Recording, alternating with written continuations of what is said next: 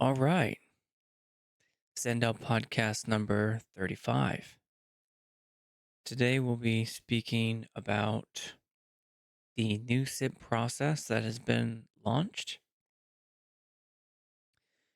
And specifically, it's a piece of DAO news with a little bit of commentary woven into it. The disclaimer is that I do not represent the Sandbox game or the Sandbox Foundation. I'm not your financial or legal advisor, and nothing I say is to be taken as financial or legal advice. When I say the word SIP, I'm talking about the word Sandbox Improvement Proposal. And when I say the word DAO, I'm talking about Decentralized Autonomous Organization. SandFam is in reference to the Sandbox community who participate in the people, product, and purpose of the Sandbox ecosystem. So we covered the Sandbox ecosystem back in episode 31, people, product, purpose. So the people is the gamers, the game makers, voxel artists, landowners, sandholders, DAO delegates, participants, and the Sandbox team.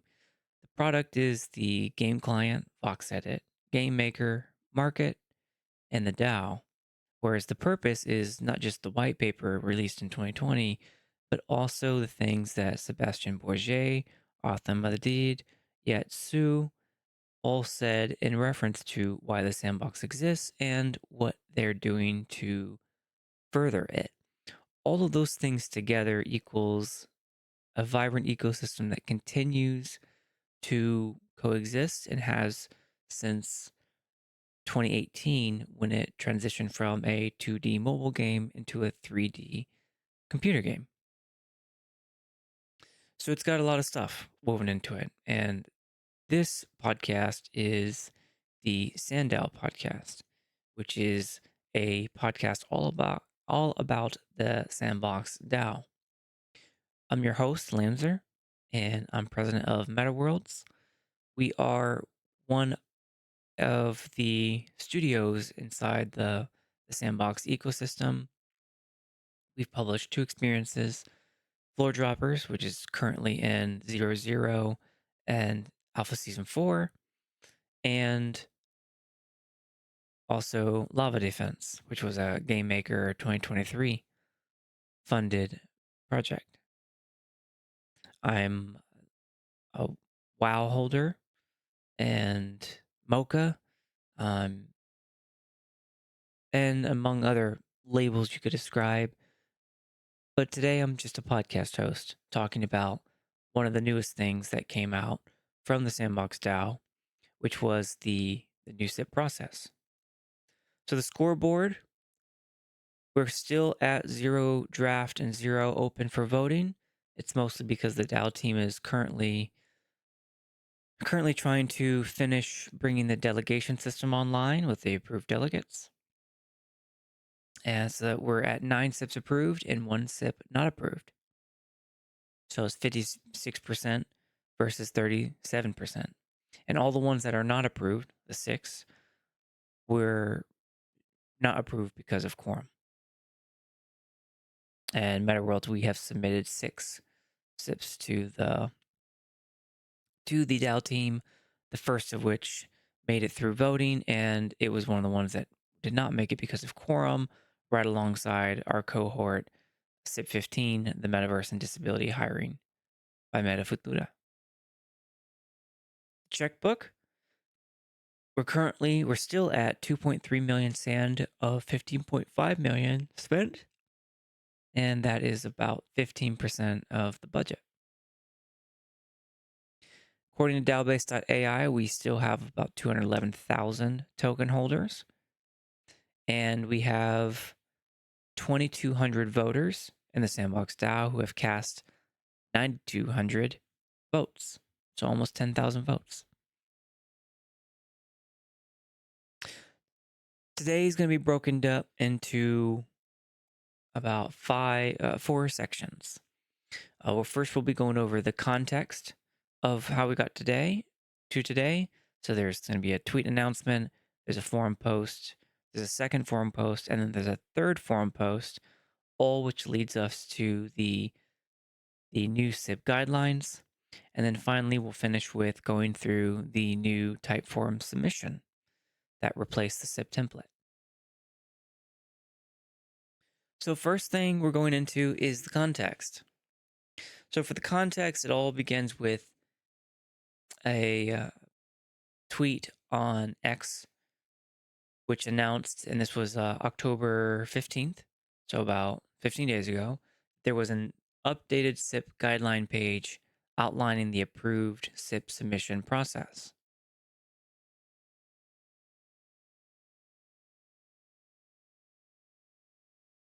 It looks a little bit like this. The DAO admin team has been hard at work behind the scenes. Today's fruit of that labor is an updated SIP guideline page outlining the improved SIP submission process. And here's a link to the guidelines.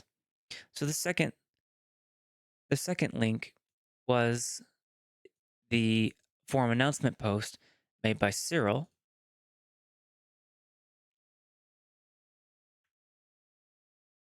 And Cyril down below at toward the bottom under submission guidelines said that they've published on the website this morning, and this was about 16 days ago, in an effort to be more transparent on the process and guide the community toward better SIPs, together with a new template type form.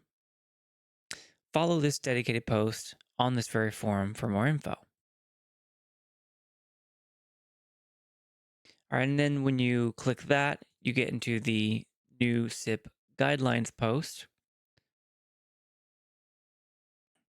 which talks about a new simplified process to make it more user friendly by introducing a submission form. And as part of this transition, they will no longer accept SIP submissions through the SIP email inbox. All submissions must go through the new form once it's available, as it now is now.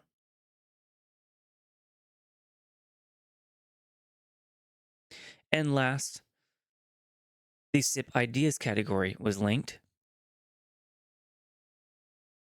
So if you go all the way down here, you'll see an update by one of the DAO team members. We're excited to announce the new guidelines are now available. These guidelines are designed to help identify which SIP can be brought,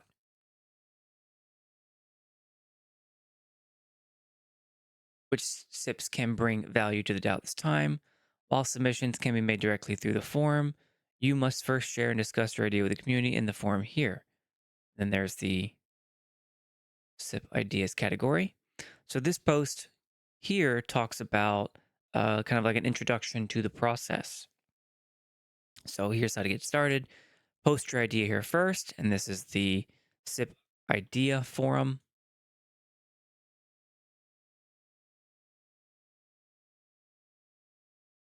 So this is the SIP idea forum. So you are to post your idea here first and SIP ideas. Then there's a rough idea outline. It says don't worry about using the old SIP template. Instead, focus on key points like the problem you're trying to solve, an estimated overall cost, and a rough timeline. Read the guidelines. Be sure to check out the guidelines for submitting SIPs to understand what the DAO is currently prioritizing. And important, don't submit your SIP just yet. Use this space to refine your idea with community input before moving forward. Feel free to ask for input.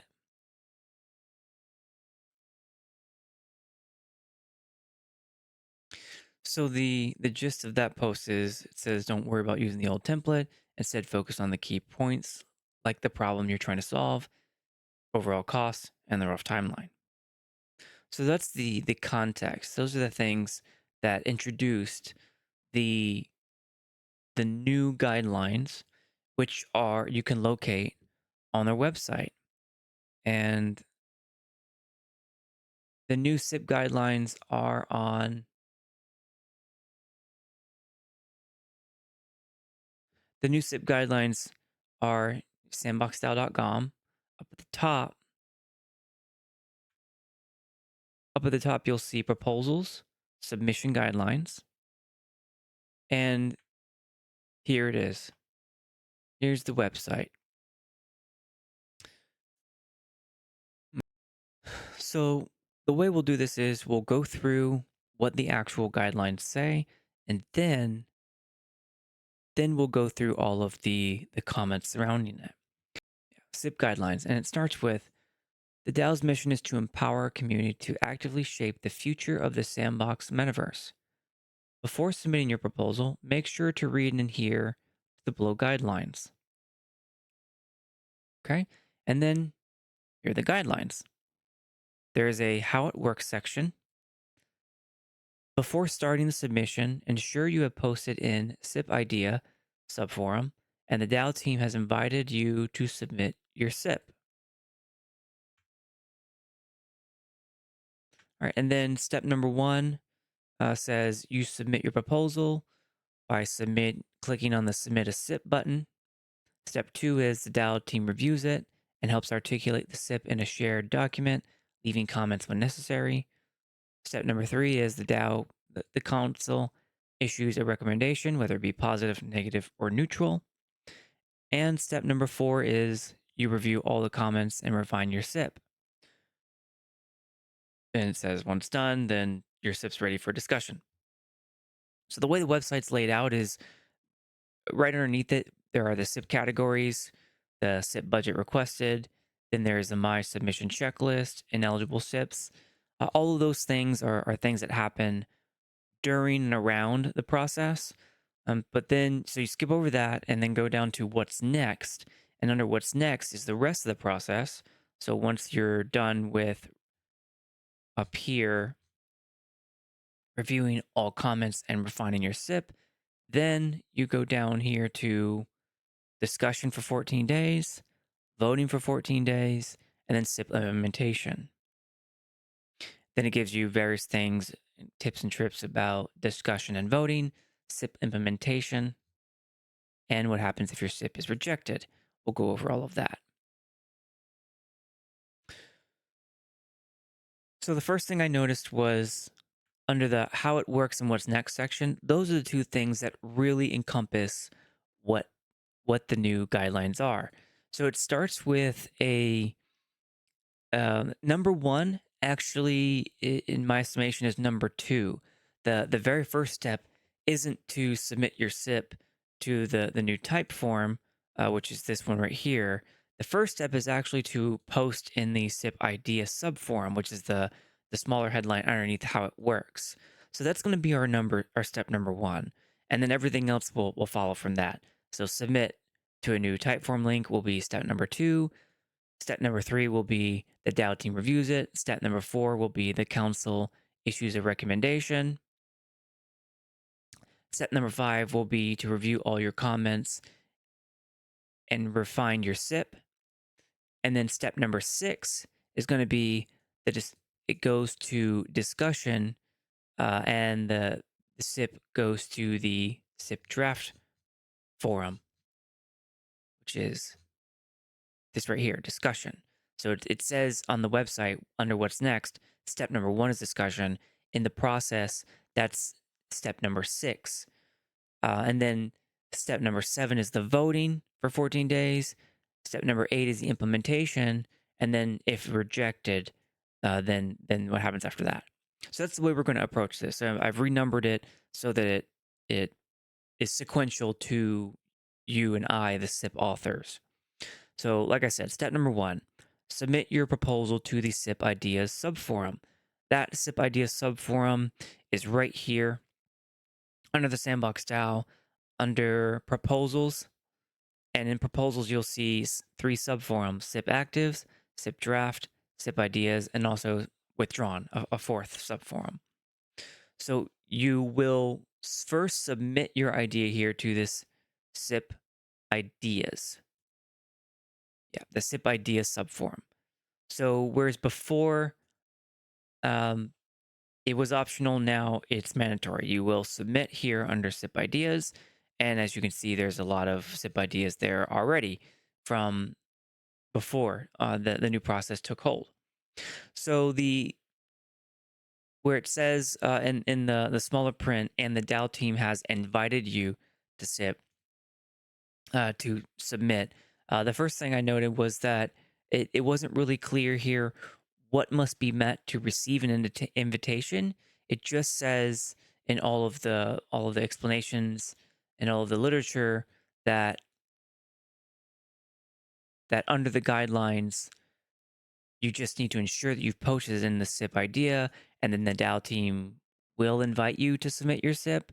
You can see the wording there. So I'm not really sure. It doesn't really specify what must be done in order to receive an invitation. And I think this might be a way to modulate the intake of SIPs, so to make it a little bit more digestible for the DAO admin team. I'm not really sure though. They don't really specify, but them inviting you after a set time or set trigger or whatever it is seems to be a way for them to pace themselves instead of just getting all the SIPs all at once, like has been when you just submit your idea.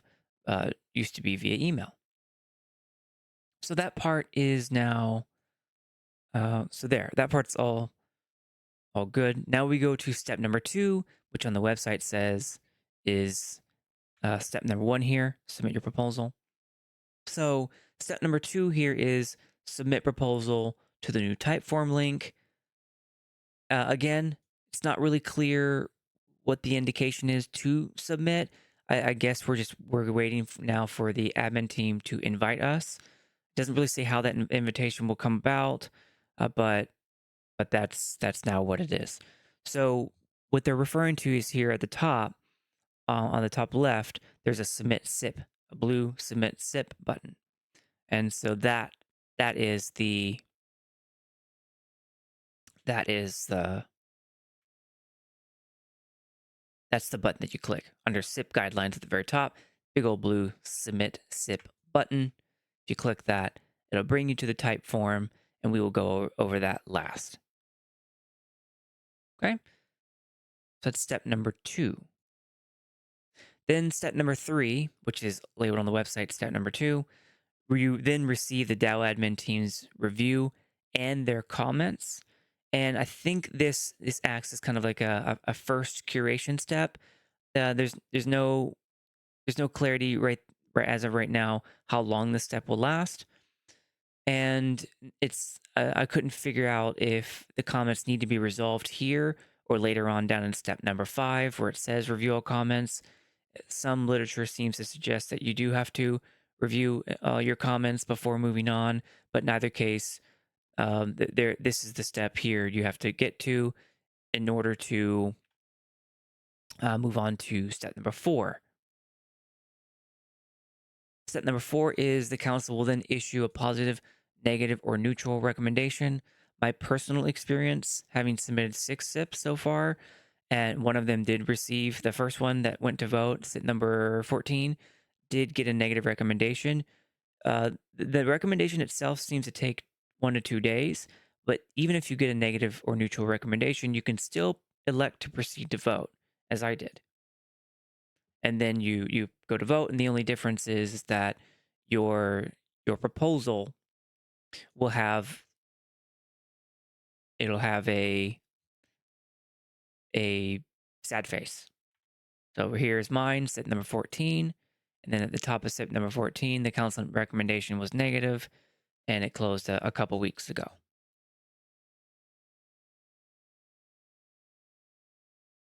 right, so that's step number 4, and on the website it is listed as here step number 3. Okay, listed on the website is step number 4, but is step number 5 to an author. That's when you review all comments and refine your SIP. And my experience is that the refinement is a back and forth between you and the DAO admin team, where you refine comments, you change your SIP as needed, and the DAO team will review, and you'll have a discussion with them back and forth until they are satisfied with your resolution comments, and the SIP has been refined. It's still unclear how long the step lasts. It could last, as some of my SIPs are going on for about 120 days now. Uh, as I said, I've submitted 6 of them, and that's not taking into account the the recent pause on SIPs for delegations. So there's a wide range of some SIPs go through within less than 30 days, and some take longer than that. So this kind of, to me, seems like a second curation step.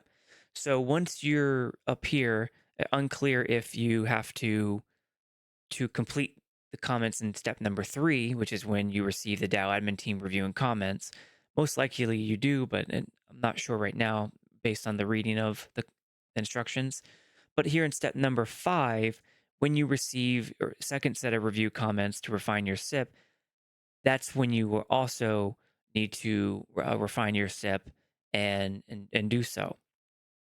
So I covered this in episode 33 when we talked a bit about the DAO Medium article that came out. So over here in episode number 33, the thing that I noted here was in the first 3 phases, there doesn't seem to be a limit on the DAO admin team's power to curate and author SIP, nor is there any description of when curation becomes excessive.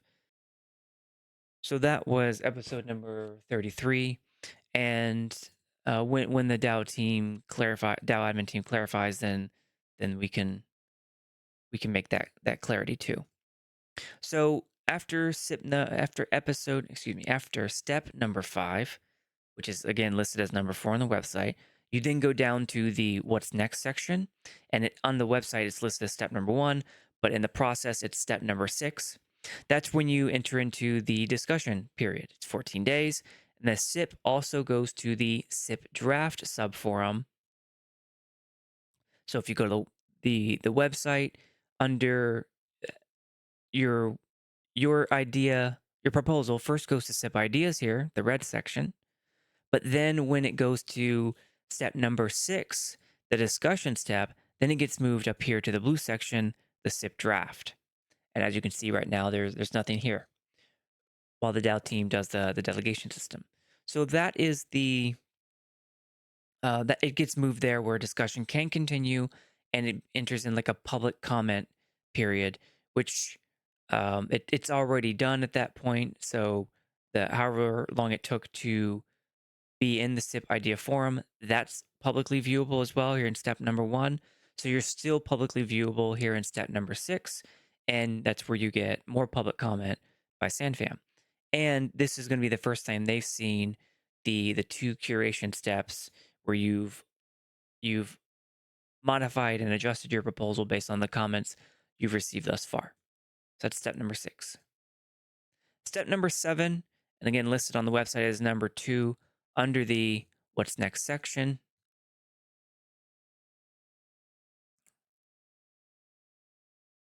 So down here, so this that was discussion, step number 1. Then here is step number 2, voting. So the next one is the voting step. So the SIP goes to snapshot here. And you can also access this on the website under at the top where it says proposals, voting SIPs. And then if you scroll down here, you'll see the improved dashboard. So you can now see the quorum here. You can see the ending date and how many votes. So that's really cool. I like that a lot. But here we're at SIP number 15 having been closed. Alternatively, you can go to snapshot where you can see all of the SIPs here. And down at the bottom of every proposal here, you'll see view more. You'll see the discussion link. So this will take you to the forum where you can continue to discuss. And I covered that in there's a tutorial video I have there for if you want to know how to vote. Just search under the same SANDDAO podcast playlist. Here's the tutorial for it. This will select SIP 14. View the proposal details. At the bottom, you'll see comments with the latest forum replies. You can click join discussion to go to that forum post. So there's a larger tutorial there for how do you cast a vote and how do you then access everything. How do you cast a vote on sandboxdao.com versus Snapshot as an alternative? So that completes step number 7. So step number 8 is the implementation step, and that's listed as step number 3 on the website under the what's next section. So this one right here. And step number 8 is when you're assuming your SIP has passed, you then go to complete your milestones, you deliver on the service and product that your SIP advertised and was approved, and then you start invoicing for payment. So a good example of that would be SANDDAO episode 34, where we cover SIP number 8, which was Magic Palette. That was the first community SIP that was put out for vote. But we also have these generators That's where Pepe you right there can talking, create your own showing the Magic Palette demo. games out of the box with just we did see this last time with just Yep. a few So that's clicks, us interacting right there with and the Magic we Palette have demo. various So that generators was in a the SIP that was works. passed, and then and then But we also have it's now in development. So it's almost done. We'll be doing another update with Pepe here in the next coming weeks, where it's getting very, very close to completion.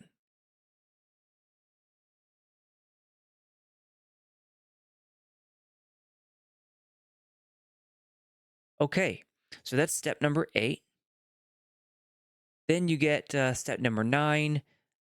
If your SIP is rejected, then you have to resubmit 3 months after vote is rejected. And I couldn't really quite tell if failing quorum is the same thing as being rejected.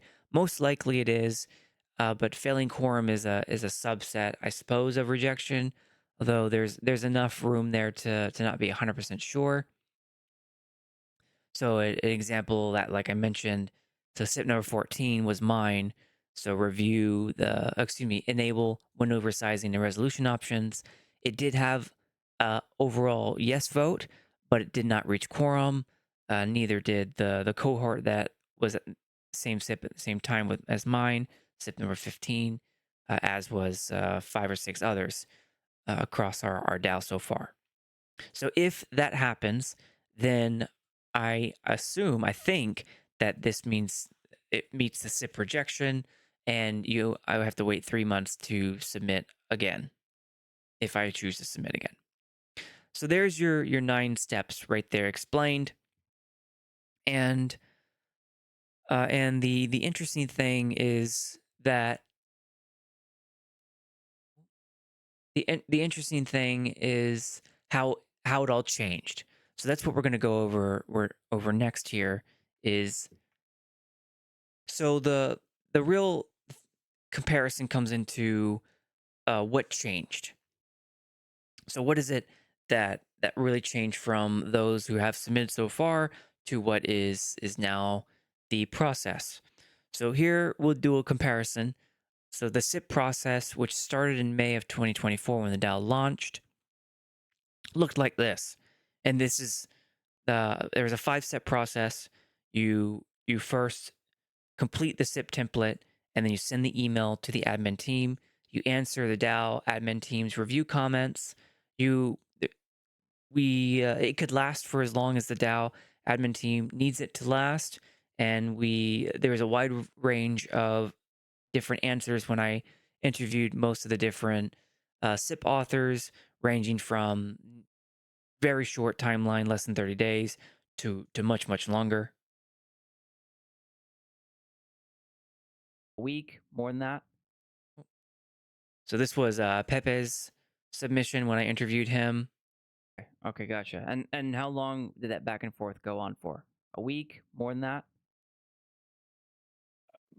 there was no back and forth. We're just submitting, then they said it's all good. So there you go. So Pepe's, which was the first community SIP, it was relatively short timeline turnaround. So then after that, you submitted it to the SIP at sandboxdao.com email. How long did the back and forth go between you and their team before it reached Well, the it's been a SIP while, draft? man. It's been a while. I think it's like a couple of months at least. So that was the creator's first SIP, which was ultimately withdrawn, mostly because it received a negative recommendation, and Kirill there decided not to proceed. So that was SANDDAO podcast number 3. Man, it seems so long ago. We're in 35 now. So there are two very different experiences, and mine is somewhere in uh, earliest sip took about 60 days, so 2 months, and my latest sip took is now about 120 days. So, and I also talk about this in Sandel Podcast 33 when I covered this will serve as a model for future sips. My comment here was that where it says in the Sandbox DAO's current configuration that the council and admin team can curate the proposals received. My question was: is how does the DAO admin team judge when curation has become excessive? So my experience has been anywhere from 60 to 120 days, and that seems to also be somewhat of an average somewhere in there. And that also includes feasibility studies. So for some of my SIPs and some of others who needed to go back to either a legal opinion or go back to the product team of the Sandbox company, a feasibility study might have needed to be done in order to determine if your SIP can be accomplished. And so that timeline, that's 60 to 100-day timeline, could it also includes that feasibility study. So there we are with step number 1, which is submit the SIP to the DAO admin team. Step number 2 was the SIP public discussion. It was a 14-day period in the SIP draft subforum. I showed you that earlier under the proposal forum, and here it went straight to the SIP. Ooh, sorry, you can't see that. There you go. It went straight to the SIP draft here. So the blue. Okay. And you could still freely make revisions at the time and send changes to the DAO admin team to make those changes. Okay, then next after that, we have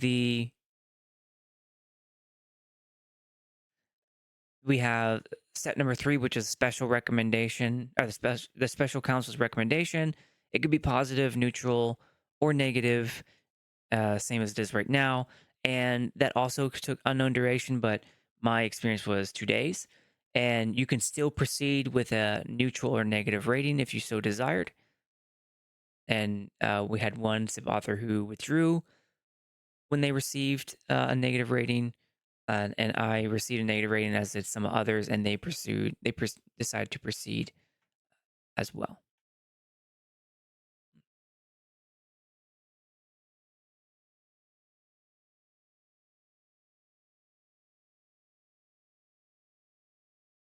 Okay, then we have step number 4, which is still the old process. The SIP vote on snapshot. It goes to snapshot for 14 days, or the Sandbox DAO website. Oops. Okay, well, I showed it already. What it looks like, where sand holders and landowners vote. The SIP is then moved to SIP active forum, which was the green over here on the left, the green, and then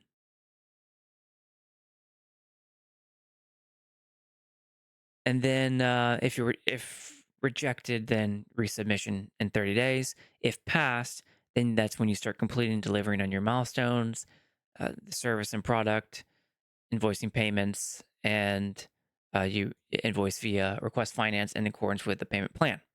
Okay, so that's the old process. So what is the new process? Here is the new process. The new process is now 8 steps long if you count from beginning to end. Step 1 is submit the SIP to the SIP ideas subforum. And there are some key points that the DAO team recommends. So instead of following the SIP template, here you do the talk about the problem you're trying to solve, talk about the overall estimated cost, and then talk about a rough timeline. And that's where you receive community feedback, and then you start acting on that feedback, or otherwise improving your SIP. Step number 2 then is to submit the SIP via the submission form.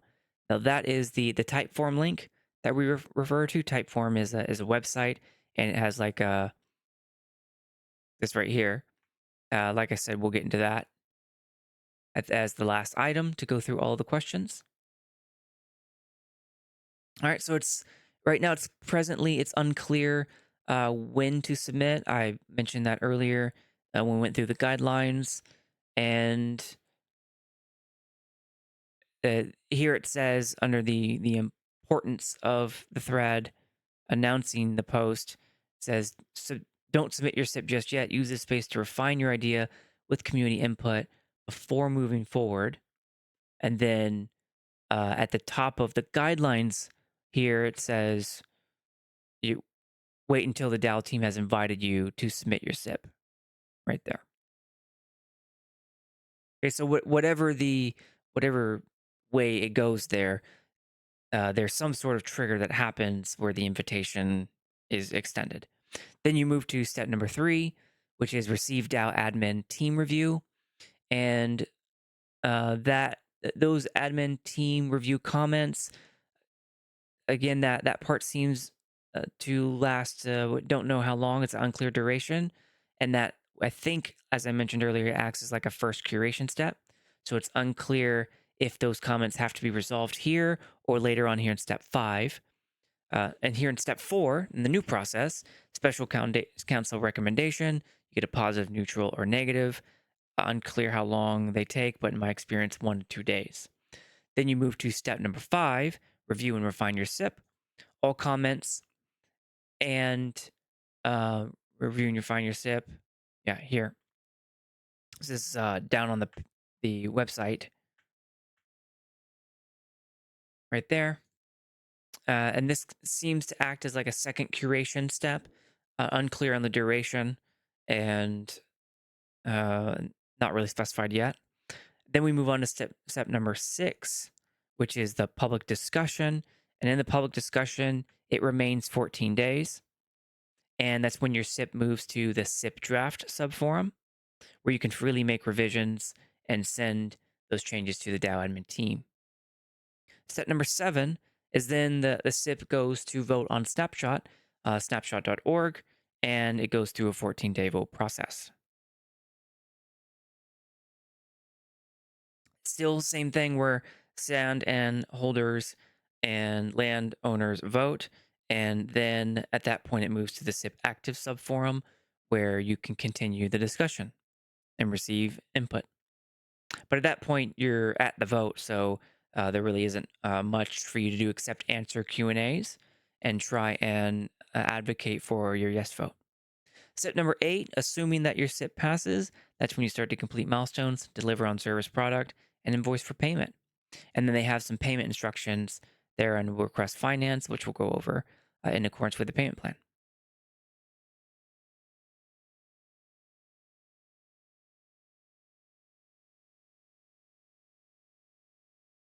Okay, so that's the new SIP process.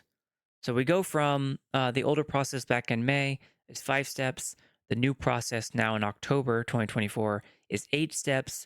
And I did it. I wanted to format it in different ways so that my brain could understand it. So I flowcharted it out.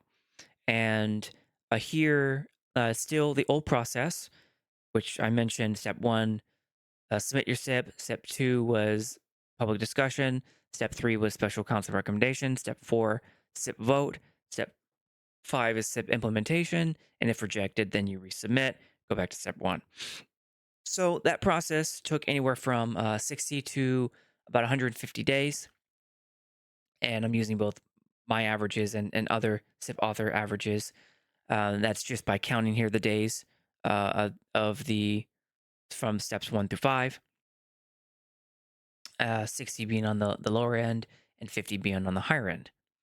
But if you then start overlaying the changes, it looks a little bit like this. So here's how we're going to walk through this. There's now a new step number 1, which is submit SIP to SIP ideas on the sub forum. That's however many days it takes you to submit on the SIP forum ideas. Step 2 is now step 3.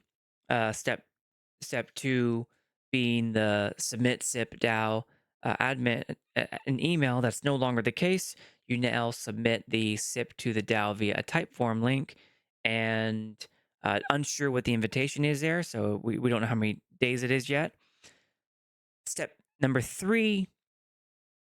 Step number 3 is used to be SIP public discussion.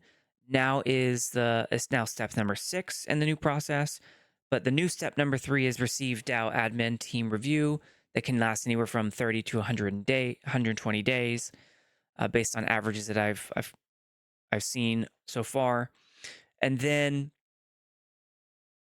step 3, what used to be step number 3 is now step number 4. There's this special council recommendation that lasts about 2 days. And step number 5 is review and refine all comments, 130 to 120 days. That old step number 5 is now step number 8, SIP implementation. But new step number 6 is SIP public discussions that takes about 14 days. That used to be step number 2 in the old process, which was the public discussion. Now it's step number 6 in the new process. And then step number 7, which used to be old step number 4, now new step number 7, the SIP votes on the snapshot. And then finally you end with step implementation, the new step number 8, used to be old step number 5. So there's kind of the way things changed from the old step number 1 to new step number 2. Old step number 2 is now step number 6. New step number 6. New step number 3 moves into new step number 4, which used to be old step number 3. And then old step number 4 is now new step number 6. And new step number 5. Old step number 5 is now new step number 8. And new step number 6, which used to be old step number 7, goes into new step number 7, which used to be old step number 4, and new step number 8, which used to be old step number 5. So that's how you walk through the old to new process. If you're confused yet, then it's okay. We'll turn this around. This is the new process in the flowchart. So it goes all the way from step number 1, 2, 3, 4, 5, 6, 7, 8, from submitting your SIP idea all the way to SIP implementation.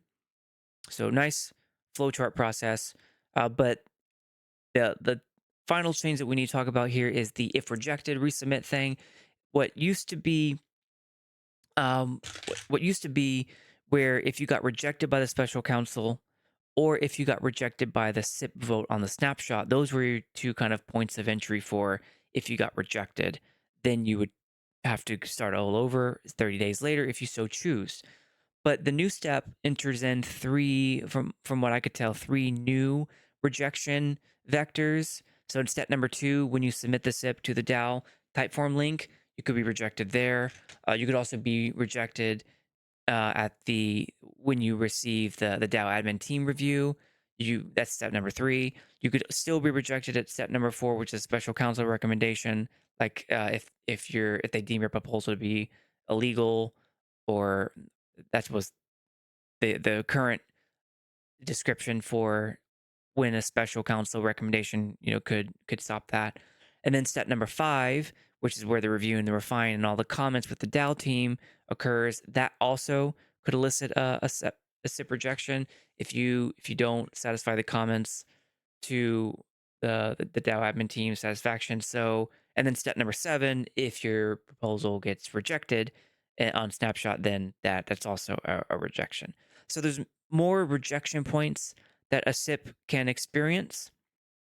So this is the new process. It from my calculations takes at least 90 days now, given the new averages, and then could take about a maximum of about 120 excuse me, a maximum of 270 days. And so compared to the older process, which had 5 steps, took about 60 to 150 days. The new process has 8 steps and takes could take anywhere from 90 to 270 days, because basically there's an increase in the DAO admin team's review. So that's the majority. Okay, and then so we're gonna change the lens, and this is clearly a change in the SIP approach. It was foreshadowed by the DAO admin team's Medium article that was published in the Sandbox's Medium account, and I did go over that in a previous podcast episode. The so this is so we're gonna play out visually what the change is. So here you have the Sandbox DAO, and you have all the players in the Sandbox DAO working on their proposals. And those proposals in the old process used to be you prepared via the SIP template, and then you sent an email to the DAO admin team your proposal, and that would start the process. Okay, that would then go through the voting system and then unlock the payment if your proposal was accepted. That is no longer the case. That is the old process that started May 2024, and now has this new process for October 2024 has started. The new process looks a little bit like this. The DAO admin team will select, invite different SIPs that get posted in the SIP ideas subforum, and that acts as your go no go of whether or not you submit a SIP to the new type form. So we went from here, the DAO team invites you, and then after the invitation, that invitation gives you the ability to submit a SIP proposal via the type form, and then that unlocks the voting process for you. So that right there, that right there is the visual change in the process. Old process was send emails with your template. New process is be invited and then submit the type form. Okay. So now we can get into the rest of the website.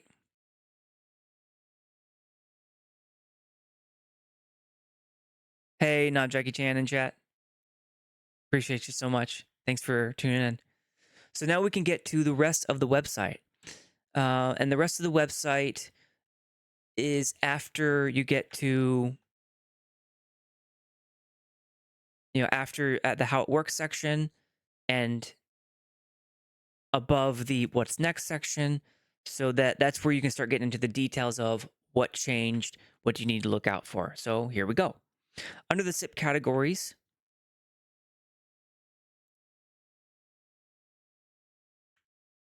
so under here, under the SIP categories, SIP submissions have to fall under one of the following categories. And these are the budgets. So if you go to at the top here, under the dashboard, you'll see there's the budget allocations and all of the budgets.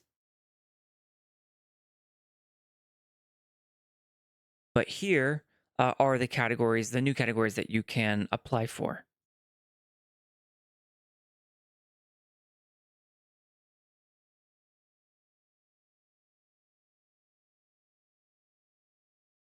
Okay, there we go. So here are the new categories that you can apply for. The first one is the game content. So that's a pre-existing budget, and those are SIPs focusing on enhancing the content and experiences available in the sandbox. The past SIP that they hold as an ideal SIP is the Game Jam prize here.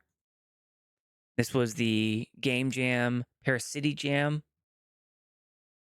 It's under the old SIP format, so this TLDR The SIP details, the description. This one did not pass because of quorum, and then it had some the different events that they wanted to get funded to go to, rationale and benefit, implementation plan, resources required.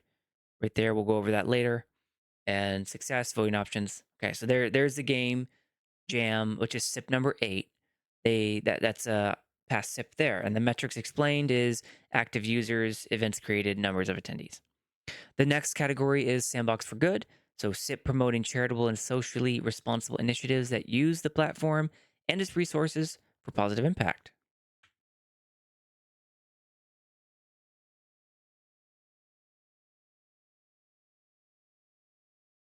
And the past ideal SIPs that they quote two of them, supporting Red Cross 2024. That was SIP number 5 here. And that was a Red Cross event, which, by the way, just posted an update. So starting about 13 days ago, you can be part of the initiative. If you go in and purchase one of their NFTs, then you're eligible for the prize pool. But that was SIP number 5. Okay, and then carbon capture was the next ideal SIP that was quoted. That was SIP number 4. And this one was about uh, advocating for the removal of carbon dioxide through the purchase of tokens from a company. That passed as well. So both supporting Red Cross for 2024 and carbon capture, SIPs number 4 and 5 both passed. And the success metrics that are expected are now community engagement, funds raised, social impact outcomes. Okay. The next category is SAND initiatives. SAND initiatives. A SIP whose initiative intends to inform about the SAND token. And this is where you can do creator days, training. A past SIP that they hold as the ideal SIP here is the ambassador program. This one did not pass. Excuse me, this one did pass. It only had about 50% quorum, and the Sandbox wallet voted for it in the past couple days, and with its 27 million voting power, and it passed after that. It did have a yes vote. So this was the ambassador program, which restructured the ambassador program and offered uh, a new age of ambassadors, different ambassador paths that you can take.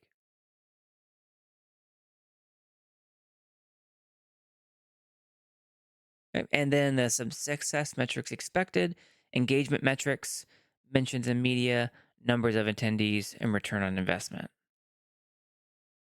Okay, then NFTs. The NFT SIP category is a SIP that leverages NFTs to drive engagement, revenue, and partnership within the sandbox. And things like that could be buying an NFT or a collection, organize an NFT event to showcase the Sandbox DAO TSP collection. It doesn't cite a specific article, or excuse me, a SIP. However, that language is exactly the language that SIP 9 was, which was the mandate for DAO NFT collection. So that one did not reach quorum, so it was not passed. Okay. And then, so I had an interview with Arth Mort on that one, who was the SIP author. Wonderful, wonderful person. I hope he resubmits this SIP and tries to get it passed. But the multi-million-dollar NFT collection coming from some of the Sandbox collections was going to be transferred to the DAO. I haven't really heard an update on that. Not sure if that happened or not. But here's a SIP that showcases very closely to what the website says of buying an NFT or a collection, and then organizing an NFT event. That one also was a SIP that did not pass quorum. That one was the SIP number 10, the budget for blockchain events in Asia and Latin America, which was to showcase a lot of the Sandbox game and the Sandbox DAO as well, and increase the Sandbox's presence in key regional markets. So that tracks very closely to what this was discussing, but it didn't. I reference these as ideal SIPs. Unsure why. Under success metrics expected here, there's media exposure, NFT sales, and NFT holders. The next SIP category is platform. So this is a SIP that improves the platform's functionality, security, players, and creators' experience. You would do this SIP if you were to develop an external product or feature to enhance the Sandbox experience, or if you have a modification to the Sandbox software suite. See feature request. Past SIP here is the Magic Palette. Like I mentioned, SIP number 6. This was the first community SIP that passed. And just the first community SIP for the community. And wonderful, wonderful thing. We've done 3 episodes, 3 or 4, with Pepe from SandRush, who is the creator of Magic Palette, which they're getting very close to finishing to offer to the community. And Magic Palette being that key to transforming an empty land into a playable experience with a much more streamlined process using Vox Edit and some expedited game maker functions that they're creating. And then the success metrics expected is publishing product or new features in the production, providing usage metrics, time, efficiency, retention rate. And then the last category is SIP feature. SIP feature requests are suggestions for improvement or new functionalities related to game client, box edit, game creator, and launcher. It further says if you're encountering a problem or have an idea for a new feature, you can submit it through our form. By form, they actually mean uh, on the sub forum under the features request, not the SIP form for the type form link. Very important distinction. It's not exactly specified here, but that's what they mean when you go down the rabbit hole. Simply describe the issue you're facing in the form, and if deemed a current priority, the Sandbox product teams will evaluate and work on potential solutions. The budget associated with those requests is platform. Okay, so those are the SIP categories. So we go back to our slide here. And in our slide, one of the things that we make note of is that here in the the SIP submissions have to fall under one of the following categories. So we just went over those categories. Game content. It mentioned Game Jam Prize as its past SIP. Sandbox for Good. Sand initiatives. Understand initiatives, what I noted was that the specifically there, the ideal SIP, past SIP, which it noted was the ambassador program, is a little inconsistent with my personal experience. So what they hold up as the ambassador program, so what you can see here, it probably needs some clarity, but as you can see, let's just zero in on what I mentioned earlier. Under it has all of the old sections, but under the budget requested, it just has a $400,000 marker here. It doesn't really go into much more detail. It has a couple milestones, which is no longer consistent with the new tiered approach. But that aside, so my SANDDAO podcast here, it's still in SIP ideas, and I submitted it about 100 something days ago.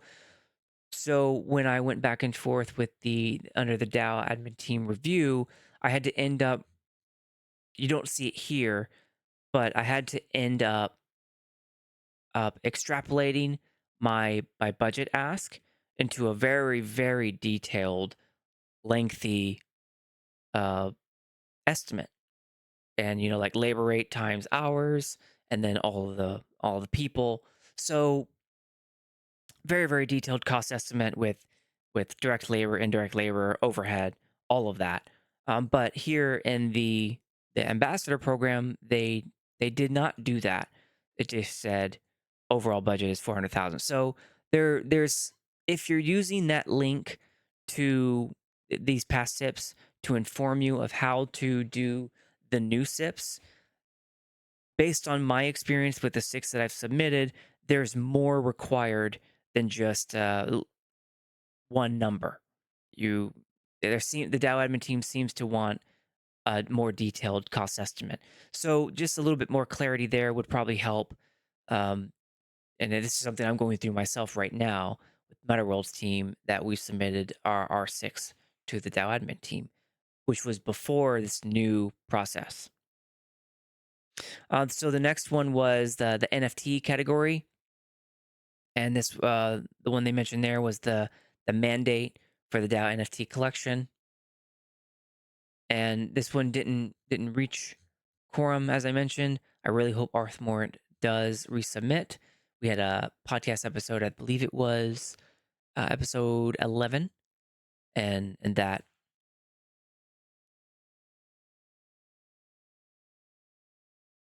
yeah, and that was yeah, I really hope he resubmits. Under platform, the past SIP that's talked about there is the first community SIP. And then we get to the feature request. So if you dig a little deeper in the feature request, we covered that in oh, excuse me, the first community SIP under the previous bullet. We did already go over what that looked like under episode 34 with Pepe from SandRush. Okay, so the last one is the feature request. So that one's a little bit of a throwaway, because if you delve into the details of that, if you have a suggestion for improvements or new functionalities, you submit it. It says submit it through a form, but it's not what they're not saying. A SIP is allowed there. What they're saying is submit it through the DAO features request subforum. So if you go to that link, uh, that features request here is under the help and resources forum, and then DAO features request subforum, where you can ask for things to be improved. And they explained all their reasoning there in the Medium article, that episode 33 here, recording and connecting the DAO to a third-party system. The good news is there is no need to do a SIP for that. What I noted there in that sentence, there is no need to do a SIP for that. My This is question the was, DAO Medium article. shouldn't the responsibility for determining what needs to be a SIP fall on the Sandbox community and the DAO voters? This was podcast I 33. thought that was the point of the DAO, for us to determine what needs to be a SIP, and the voters confirm that yes, indeed, that should be a SIP and a proposal worth passing. All right, the next section of the article reads, community members can simply make a suggestion through the dedicated discourse channel. If you click that link there, it will bring you to, in the DAO forums, under help and resources, subforum, and under there, the DAO. So there it is. So on the Medium article, it explains the reasoning why features requests are now on the subforum and not via a SIP, and I covered that in episode 33.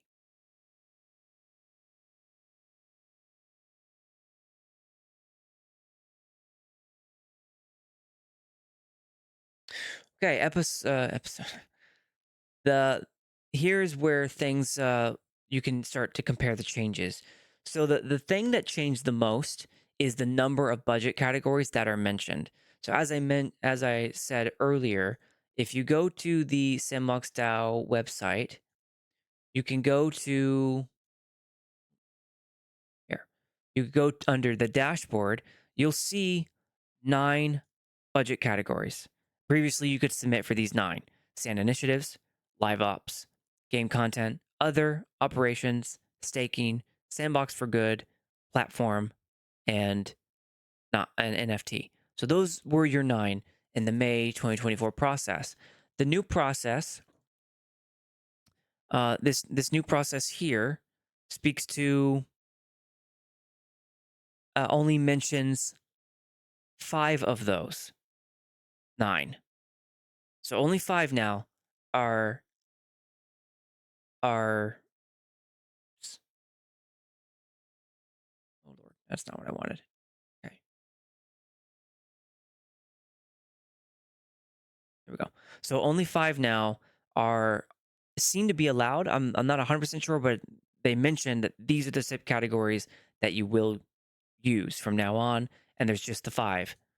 And the 5 are the game content, Sandbox for Good, Sand Initiatives, NFT, and Platform.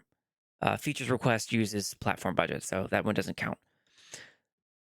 If you were to count the budget for those using the dashboard, and I go and what I use is I use the checkbook that we go over. I went over in the beginning. The Sandbox checkbook. So I just kind of counted the budgets for each. So if you count the budgets for each, then what you end with is 7.4 million sand, which is approximately 47% of the budget that's mentioned that you can apply for with your SIP.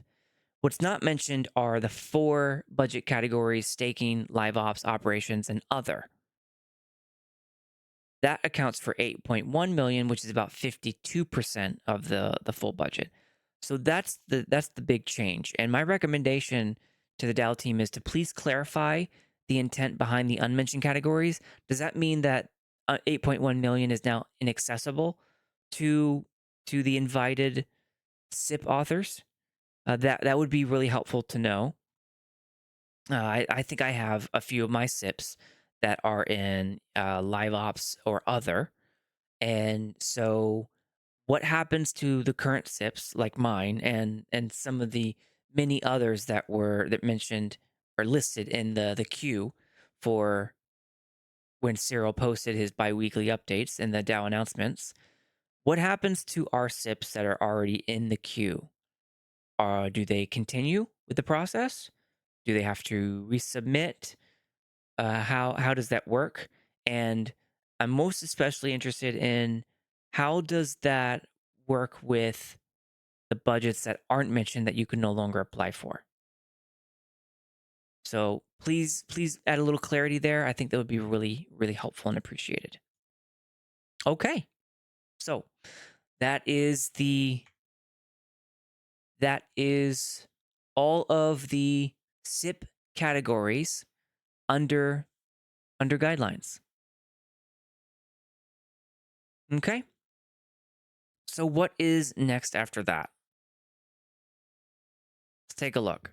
So after SIP categories, you scroll down and beneath that, you'll see SIP budget requested. All right, and this is where we'll get into the tiers I mentioned a little bit earlier. So this, under the SIP budget requested, reading from the website, when submitting your SIP, it is important to outline a clear and justified budget based on the scope and goals of your project. Mutually agreed upon milestones ensure that funding is provided progressively as your project delivers on its promises. This encourages accountability and ensures that resources are allocated efficiently through the project lifecycle. Okay, now there's 3 new tiers. So for SIPs 0 up to 0 up to 50,000 sand, the budget requested must be in euros, US dollars, or sand. The payout can only be in sand, and you have to have at least 2 milestones. For tier number 2, if your SIP is between 50,000 and 200,000 sand, then your budget requested must still be in either Europe, US dollars, or sand. Your payout is still only sand, but your milestones required must be at least 3. Then tier 3 is SIPs that have more than 200,000 sand requested. The budget requested must be in still the same European euros, US dollars, or sand, and the payout currency must be sand. Your milestones required must be 5. So you go from 2, 3, and 5 for the 3 tiers. The differences being the dollar thresholds. Then down there at the bottom, there's a fine print here that we're going to read. The fine print here at the bottom says, all requested budget in fiat currency, which is euros, US dollars, will be paid in sand. We guarantee 70% of the requested budget in US dollar terms at the time the proposal is published for discussion in SIP draft subforum. To manage excessive Forex volatility, we cap our financial commitment at 110% of the requested budget in US dollar terms. All right, so it's a very important fine print that will affect you as a SIP author and as a business person.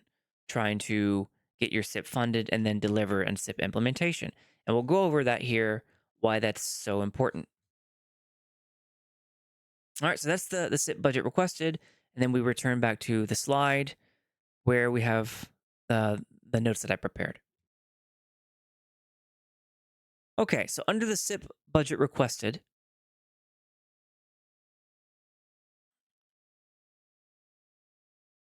the very first thing is that all the tiers look the same except for the milestones that are required.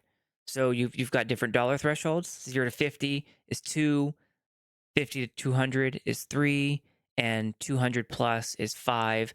There didn't seem to be any other difference between them. So okay, got it. So the milestones change when the milestones increase by 3, or by 1 and then 2 for the 3 tiers. And then we get to here mutually agreed milestones. I read that uh, there. So this is an important phrase because, as I've learned in my personal experience going through SIPs, 6 SIP submissions, is that mutually agreed milestones is what the DAO team uses to interpret when a SIP is ready to go to vote. So your SIP won't proceed past them unless you have mutually agreed milestones, meaning you agree on the milestones and the DAO admin team agrees on the milestones. All right, so that's my personal experience. SIP number 14 here took me 78 days to go through the process. And so it took 78 days to reach mutually agreed upon milestones. And my longest SIP right now is 124 days. So that's SIP number 2, which is the in-game filter. So you run around in game, you have a lot of NFTs, you click the inventory. Right now, it's this big long uh, list of your NFTs. You have to hunt for what you're after, and then double click. My SIP number 2 is install a filter in the game, so where you can click, I want a power item that's above 70 and a sword on my hand, and then it will filter your big NFT list down to what you filtered to. So if you only want speed items, then you click the filter for speed, and so on and so forth. So that one right now is at 124-day mark since I submitted it 124 days ago. So my recommendation here would be to install a limitation to the mutually agreed upon milestones.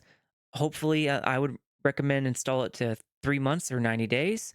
Anything longer than that, and unless the SIP author is just dragging their feet with waiting weeks to respond to run out the clock, then that can be kind of a then you have every reason to continue. But if you have a very diligent SIP author, then 3 months of diligence and working through mutually agreed upon milestones should be the time limit to progress that along the process. And then this is something that I was having a hard time seeing the incentive here for the DAO admin team to process things in a timely manner. So just mutually agreed upon milestones mean that the DAO admin team can take its time, and where that on one end means a better SIP, on the other end means a SIP that never leaves uh, that step.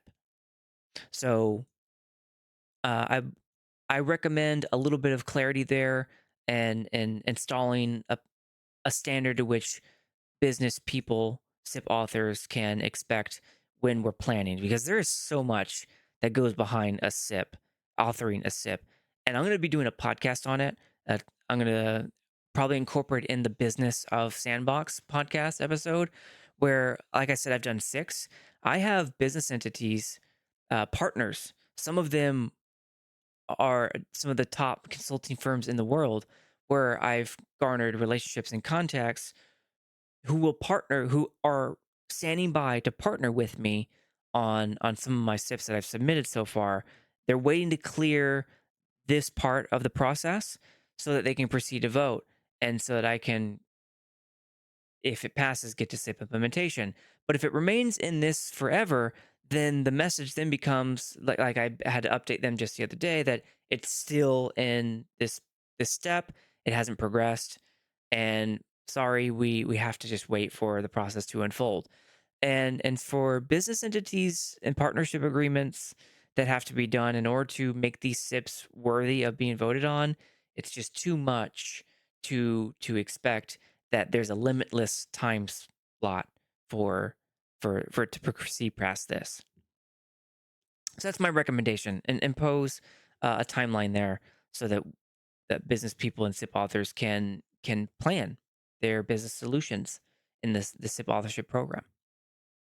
All right, and here's the next part. It's a very, very interesting thing, very important thing to consider here is that fine print where it said we guarantee 70% of the requested budget in US dollars at the time the proposal is published for discussion in this NSIP draft. Okay.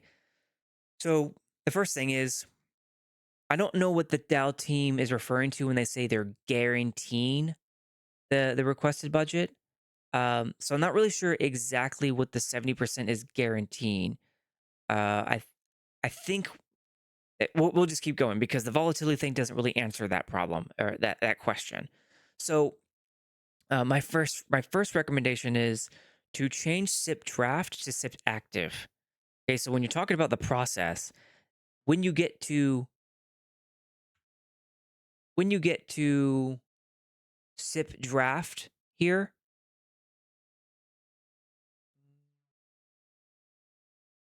actually, it's probably better if we do this one here. Okay.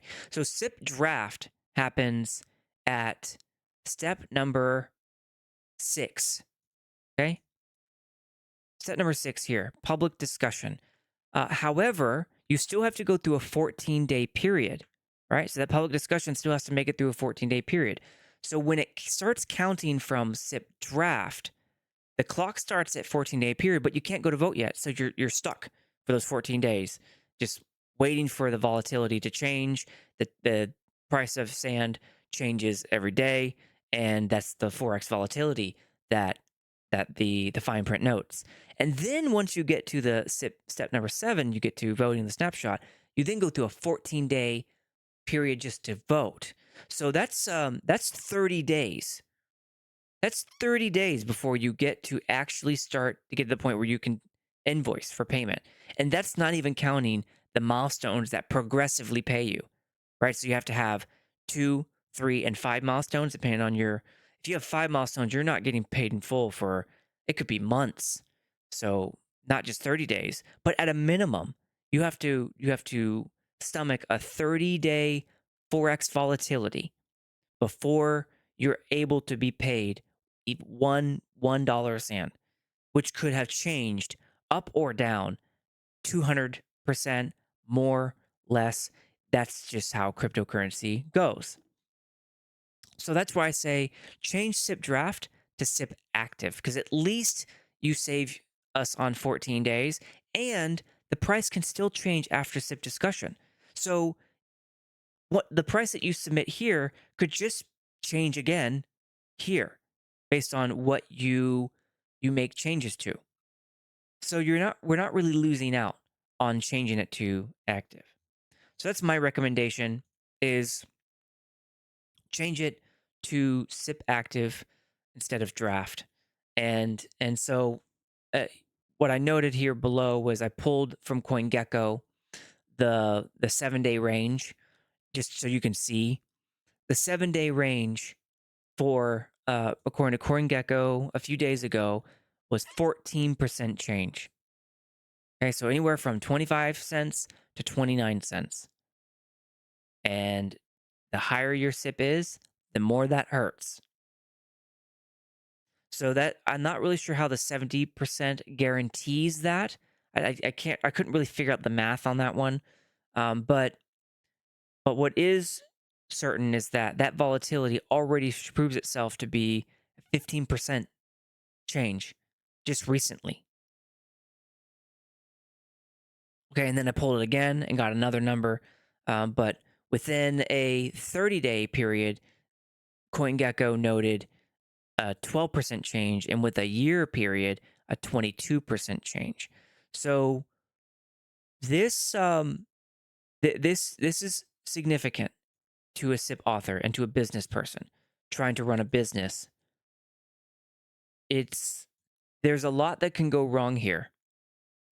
So what this does off the bat is it disincentivizes any high budget SIPs, which might be a good thing.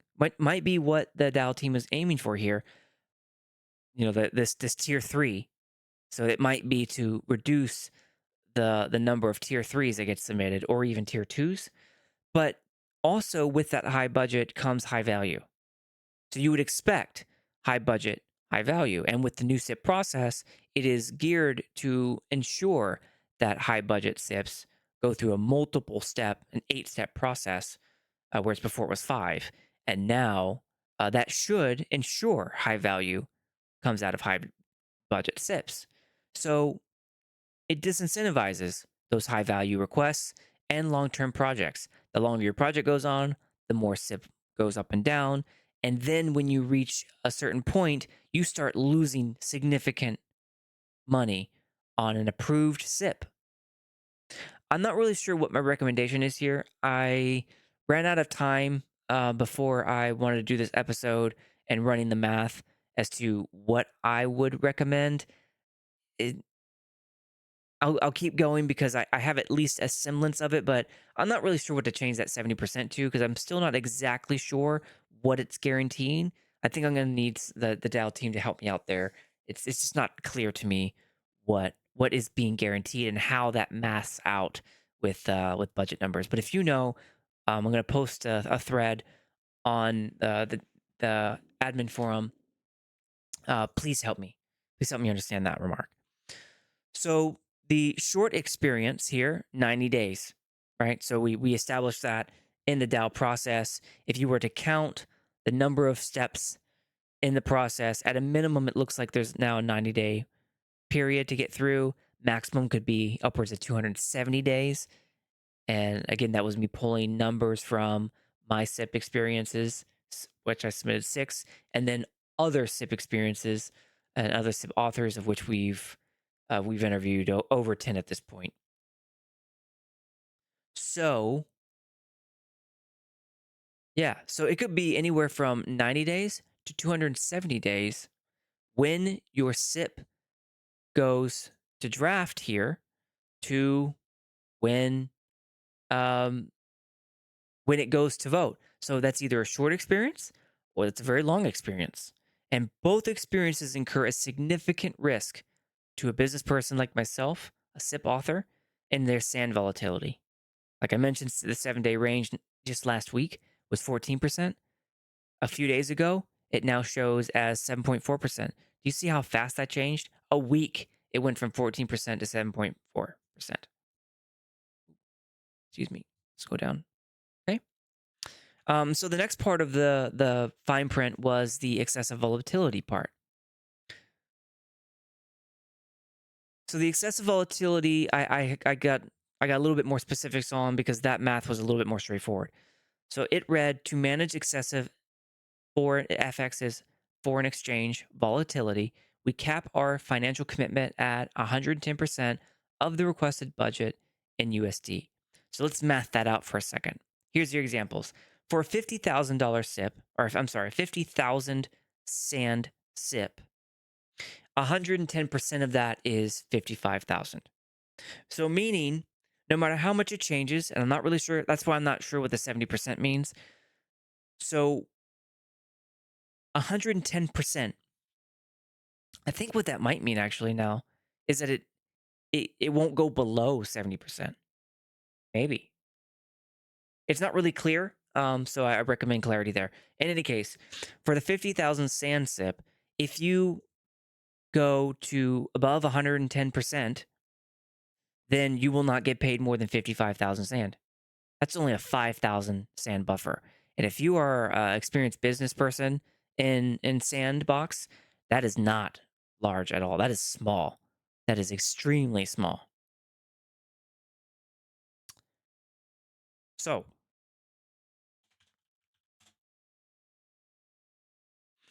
yeah. So, 50,000 SAM limits exposure to Oh, hold on.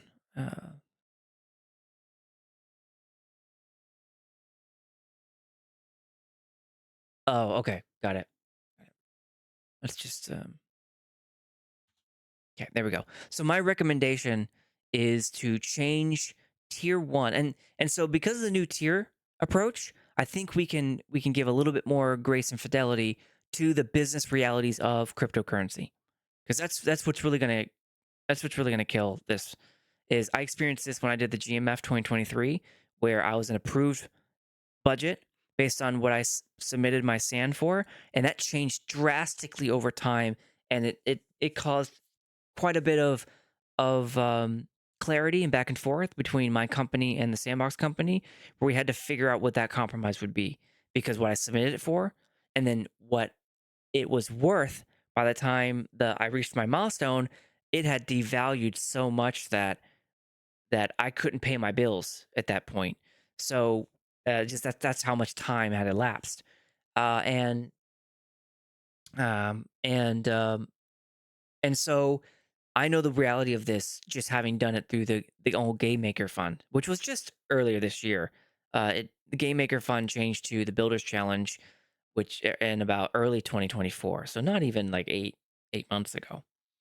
Um, and I was approved this time last year in 2023. So that gives you a timeline there. So I was approved about October, November of 2023, and my first payment came out in about I think February-ish timeframe.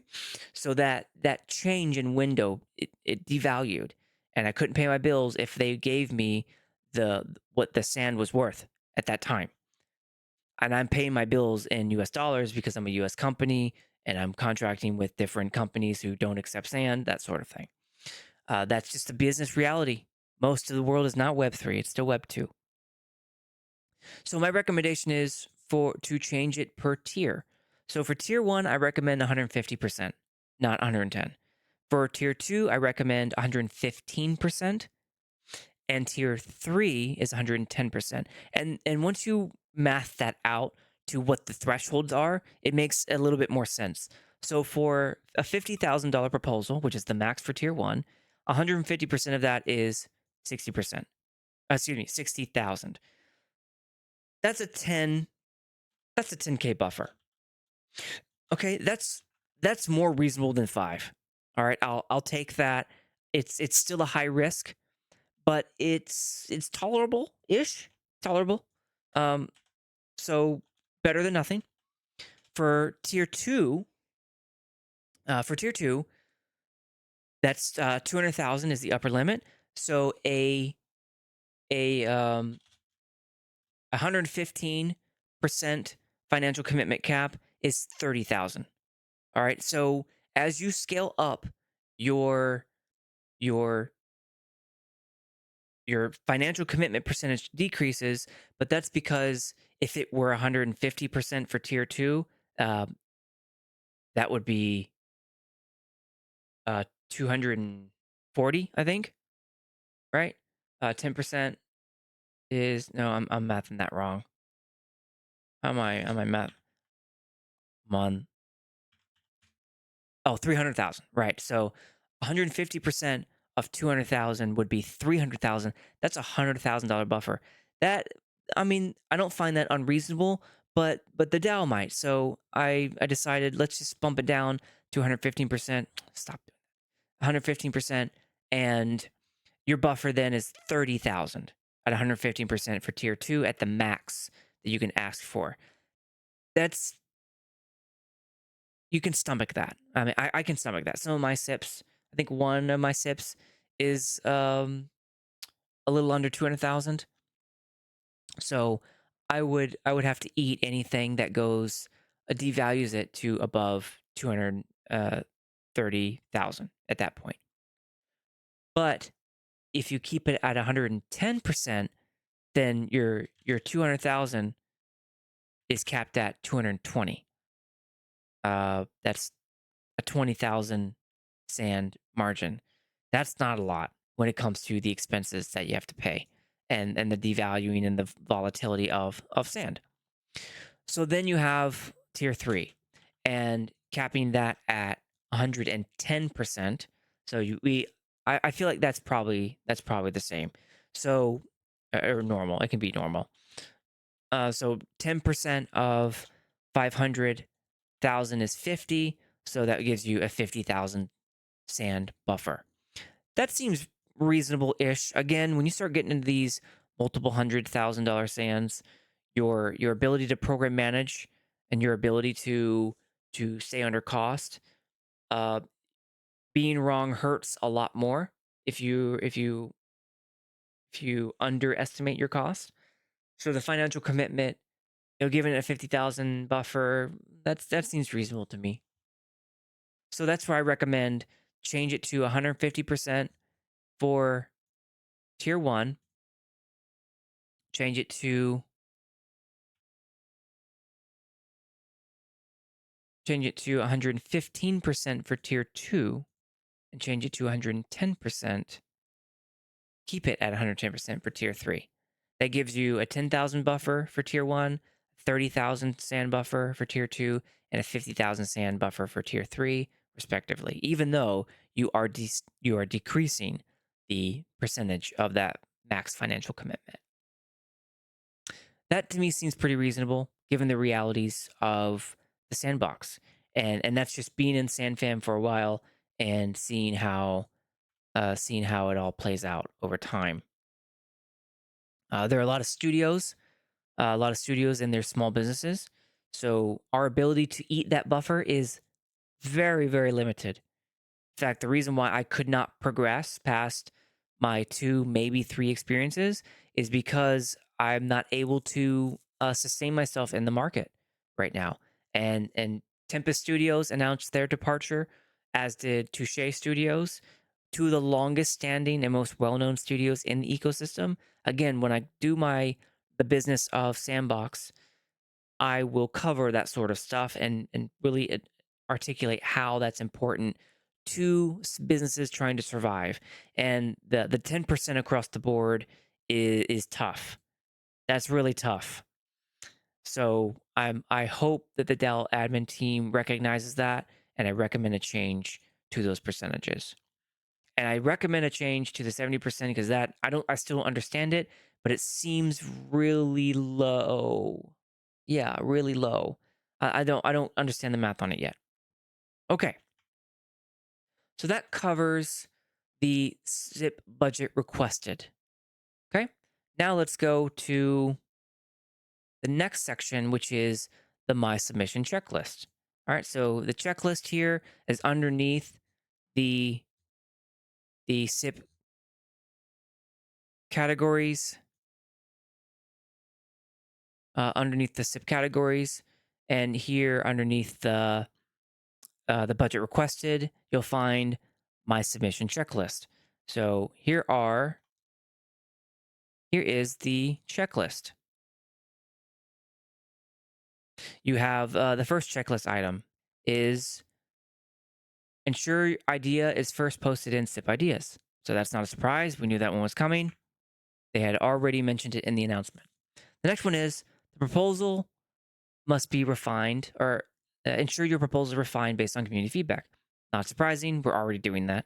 And we were already doing that in the current process, or the old process, the one that started in May. The next one is ensure motivations and personal or financial interests are disclosed. That is a fascinating one. That's a new mention, and that has some pretty significant implications when you take into account the DAO article that was published on Medium, and we'll go into that. The next one on the list is proposal is categorized accurately within a SIP category. And as I mentioned, of the 9 categories, the only ones that are mentioned is 5 of them. So we're not really sure what's going on with the other 4. It looks like per this checklist, you're no longer able to ask for sand from those budgets, which is 52% of the budget, the 15.5 million sand budget. So the next one on the checklist is ensure proposals is maintainable and scalable. The next one on the the next one on the checklist is a detailed budget with all expenses associated. I guess ensure your budget is detailed with all expenses associated. And by associate, I guess they mean allocable, reasonable, and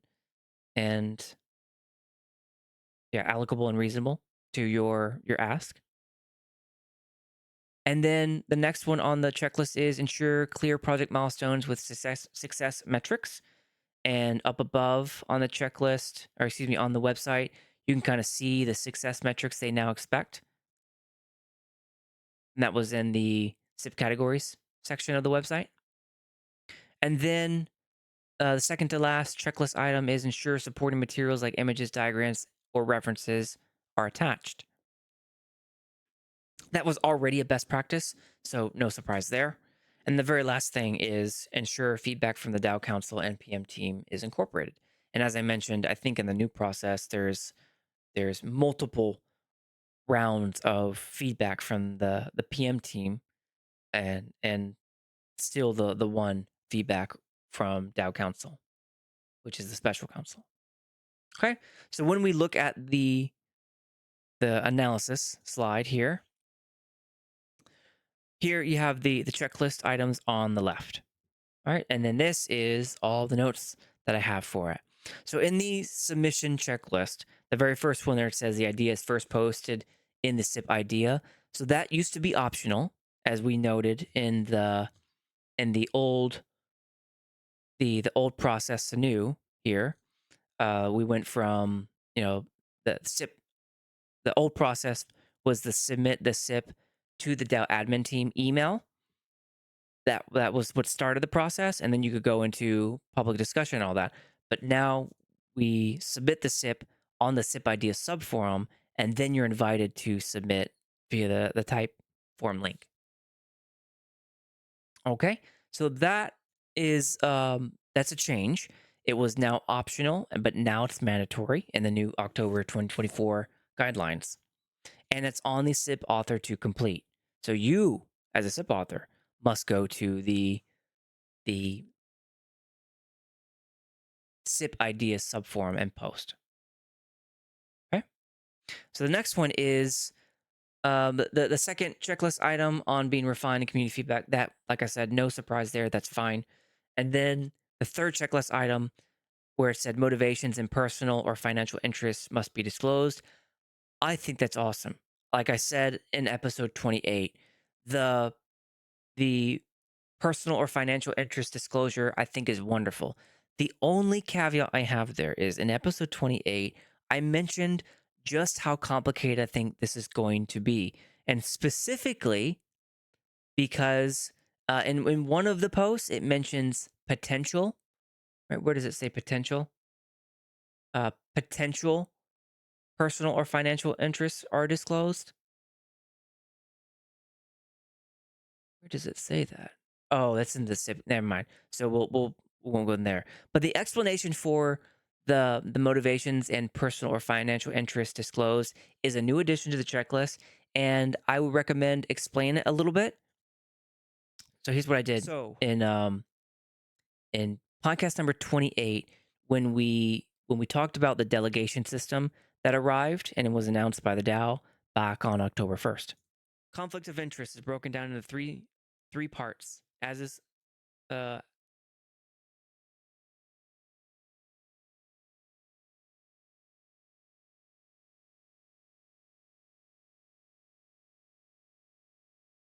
right. So the personal interest disclosed, as I mentioned, in episode 28. So here we go. So conflict of interest is broken down into three parts, as is section 6. They're very closely aligned.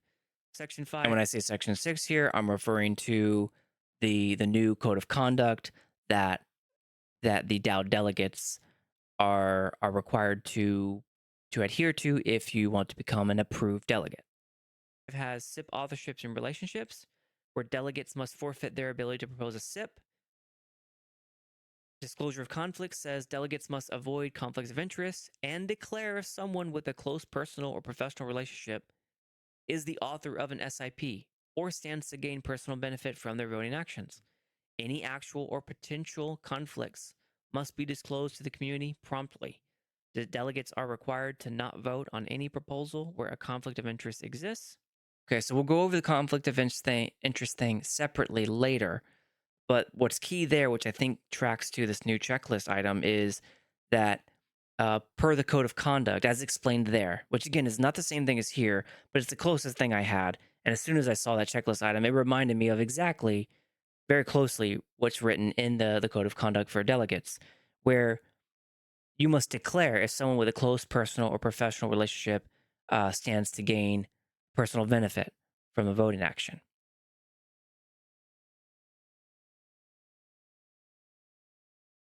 And give me just a second. Very important. So it's not only saying, right. Yeah. So that's the explanation.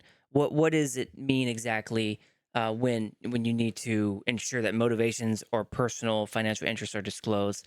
Uh, there are many DAOs who have disclosure rules, like Whale DAO, which just launched not long ago, is currently looking at a SIP to expand its disclosure rules from being just you personally and what you stand to gain. So, like if you have this SIP and you stand to gain, X number of thousands of dollars from endorsement deals or whatever, you are required in the DAO, Well DAO, to disclose that. But the new SIP that just came about in the Well DAO would expand that to close family. And so different governments require disclosure laws. Some require you to disclose your spouse's financial positions that get affected by your actions, and some only require yourself. So, how extensive is the disclosure rule here? Uh, would really appreciate some clarity from the DAO admin team on that, because it's going to matter when, I mean, you submit a 200,000 sand SIP, and the difference between disclosure of close family, spouse, cousins, or friends, or whatever, it's a big difference in how you prepare your SIP in terms of how long it takes to prepare it and how much of the back and forth. Like, how much documentation do you require to prove stuff? I'm not really sure. So I would appreciate some clarity. And so then we move along down the guidelines. Checklist item number 4. We're missing 4 of the 9 categories, which accounts to roughly 52%. So please clarify what's supposed to happen there, because it's not clear right now what's going on with those 4 categories. By the reading of the definition of things, I think that means we're no longer allowed to apply for the 4 that I mentioned earlier, which is over 52% of the budget. So that's a lot of sand budget that's going away. So where does it go then? Where does that 52% get spent, or how? Unclear right now. All right, next is the proposal is maintainable and scalable. This is a new rule, and I'm not sure what they mean by scalable. Scalable to what? So would appreciate a little bit of clarity there from the DAO admin team. What does scalable mean? Scalable to 211,000 token holders of the Sandbox DAO, which we find, which I report as the DAObase.ai AI statistics. Scalable to the 2,000 voters that currently participate. Scalable to the over 1 million users of the Sandbox gamers. Scalable to the 330,000 creators. So not really sure what scalable means there. Big difference in how you program manage or project manage a proposal or a SIP and implementation based on your scalability definition there. And then the next one on the guideline list that I noted was where it said detailed budget with all the expenses associated.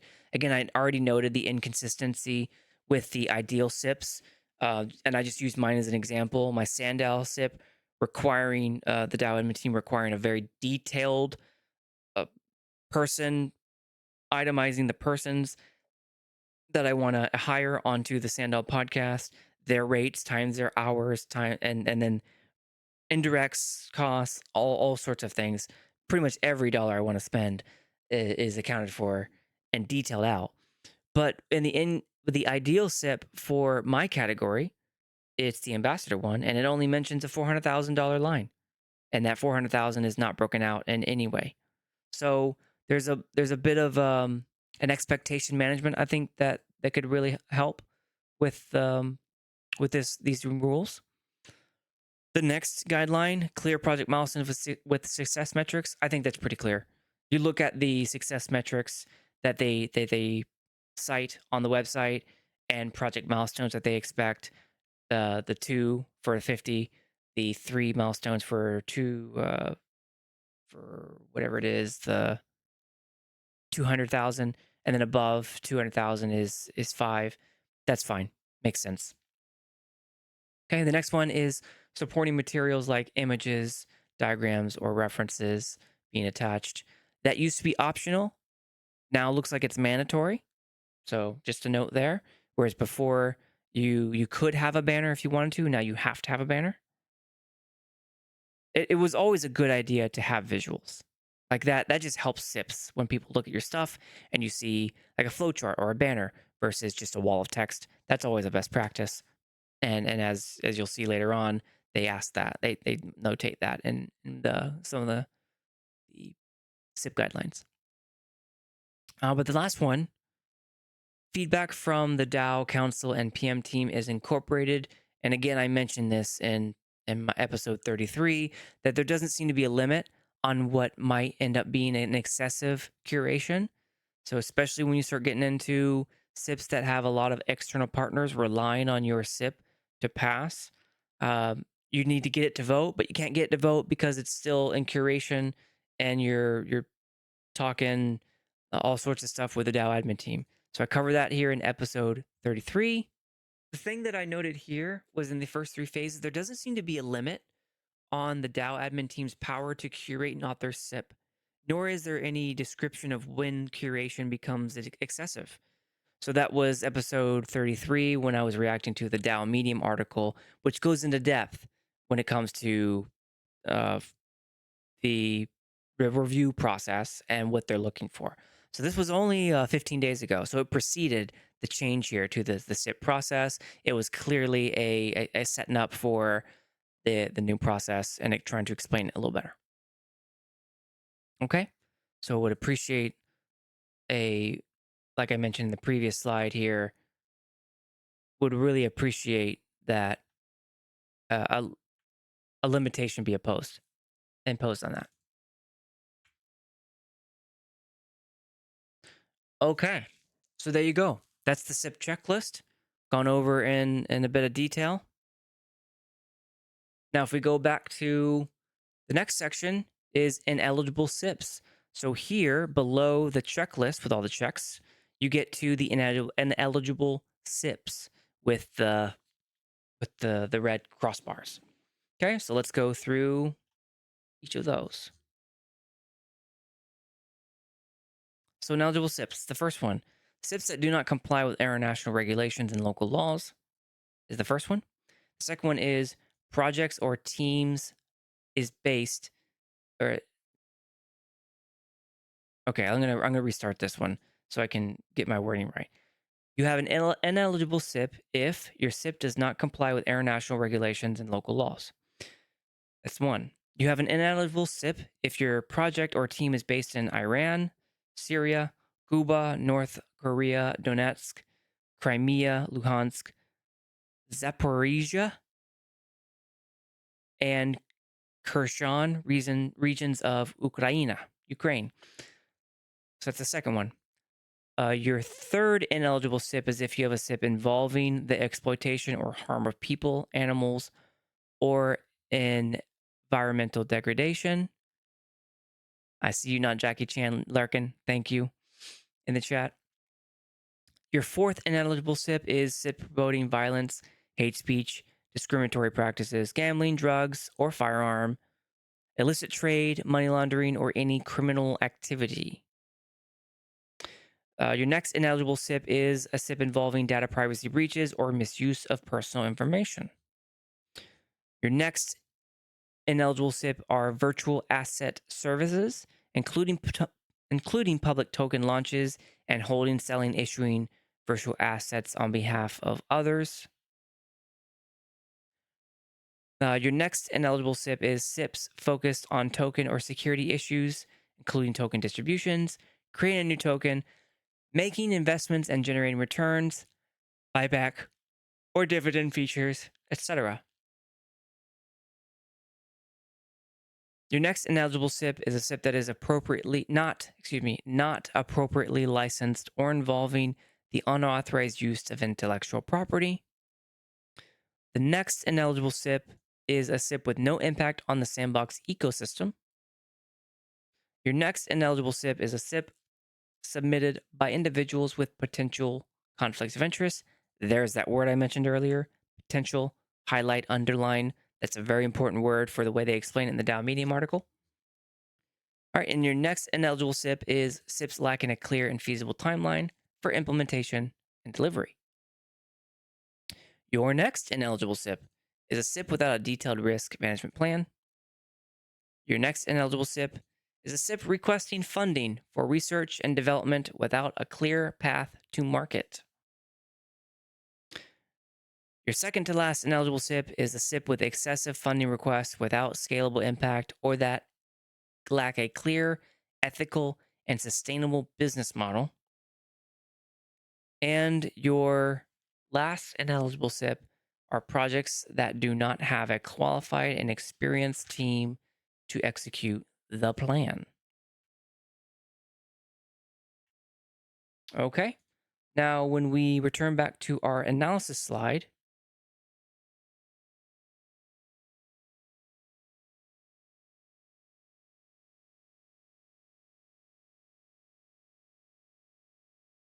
here is what I came up with.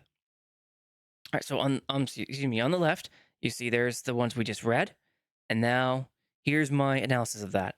So the very first one, an eligible SIP that if you do not comply with international regulations and local laws, I think it would be very helpful to know what that limit is, or if there is a limit. Are we talking the international regulations and local laws of the Grand Cayman Islands, where the Sandbox Foundation is incorporated? Are we talking about the European Union, the People's Republic of China, United States law, France laws, Malta, where the Sandbox company is incorporated? Unclear to what extent, or it could be all of them. I just don't know. Not really sure, because the laws differ greatly between the entities listed here. They differ greatly. So what might comply with the law in one country might not comply with the law in another country. And so what does that mean? Do you worry about where the SIP author is and then applying those local laws to them? And then if a person in France submits a SIP, then the local laws in France versus a person in Belgium? Or do you apply all of the country's laws to every SIP author, no matter where they're located? Unclear right now. And would really appreciate some clarity, because that's going to change the cost of a SIP for ensuring that you abide by the regulations. We know this just by how the Sandbox Foundation, how much it costs to run the Sandbox Foundation, and that'll be my next podcast. Is the analysis of the Constitution, the bylaws, and the articles, the memos of the Sandbox Foundation, and all the regulatory requirements that we are required as a Sandbox Foundation, as a DAO, to adhere to in order to remain a DAO incorporated as a company in the Grand Cayman Islands. So those regulatory costs for regulation compliance cost something. You have to pay people to do things that have certain specifications or certain expertise, certain certifications. We'll get all into that in another podcast episode. But for now, episode 34 just did that, which is the birth of the Sandbox DAO. I cover a little bit of that here. Yeah, so we started with this. All we knew was the Sandbox company, the Sandbox DAO Foundation. There was a special counsel. Yatsu was a part of the special counsel. Advisory board. You may or may not have known Yatsu was chairman of Animoca. I certainly didn't know that really until not even like a few months ago when I really started researching the DAO. I really didn't know Animoca's place in the Sandbox company. I had no idea. I knew the name Animoca, but I didn't really know what they were or who they were. Not until I started researching interviews. I, like many Sand fan people, I was just worried about the ecosystem. I was just worried about game maker and playing the game and the rewards and I was just worried about that stuff. I wasn't worried about. So it starts there, So and then the we go through a DAO, which revelation represents of what connects to what, and you'll see all of the entities now involved in the Sandbox ecosystem at the Sandbox DAO level. I'm not sure I got it 100% right, but I had to Google search. I wasn't able to get a little as much clarity as I needed from the DAO admin team to fully flesh this out. So I did the best I could. But we do know that there are entities that are there to help with the foundation, like the Maples group. So they're helping with regulatory compliance. Travers Thorpe Alberga group, they're helping with the legal aspect. The International Corporation Services Limited group, we're paying them to be the secretary. The International Protectors and Advisors Limited group, we're paying them to be the officers, the director, and that sort of stuff. So there is you have to pay people to do things in order to be compliant with local laws and regulations. So when you say SIPs that do not comply with international regulations and local laws, what you're saying is those SIP dollars are going to increase because now as a business person, I have to ensure that my SIP is compliant with uh, some number of international regulations and local laws. Unsure how many. The local laws of the United States, where I live, is very small compared to the laws of the rest of the world. So which one am I taking into account? That was going to matter how much I ask for. That's just how business goes. All right, so that's the first one. The second one here is here in the middle where it talks about virtual asset services, the SIP focus on token or security issues, SIPs that's not appropriately licensed. I really think that we should get a legal read from our attorneys that exist in the Sandbox Foundation. So the ones that protect us. So the Maples Group. Again, this is SANDDAO podcast 34. When I look into the birth of Sandbox DAO and all of the entities that are involved, then taps a law firm, Travers Thorpe Alberga, also in the Cayman Islands, who then, oh gosh, ordered out of the Cayman Islands. Okay, so there we have a law firm that is definitely involved with the SANDDAO thing, the Sandbox DAO Foundation, and also we have a regulatory compliance group that helps us in Maples. So we have people who can help us with these sorts of things. Data rights, intellectual property, securitization or security laws, those are complex. They're really complex just within the United States. I can't imagine how complex they are in the rest of the world. I don't know the rest of the world's laws. We need help. So if I guess what this is saying is you can't submit a SIP if it meets these things. But what meets these things differ from country to country. So we really need clarity on that very first one. Which laws are applicable? Are they applicable where I reside, or are they applicable worldwide, or some static? They're going to be Cayman Islands plus Malta plus whatever. What is that going to be? Because that's going to change the definition of how these things are interpreted.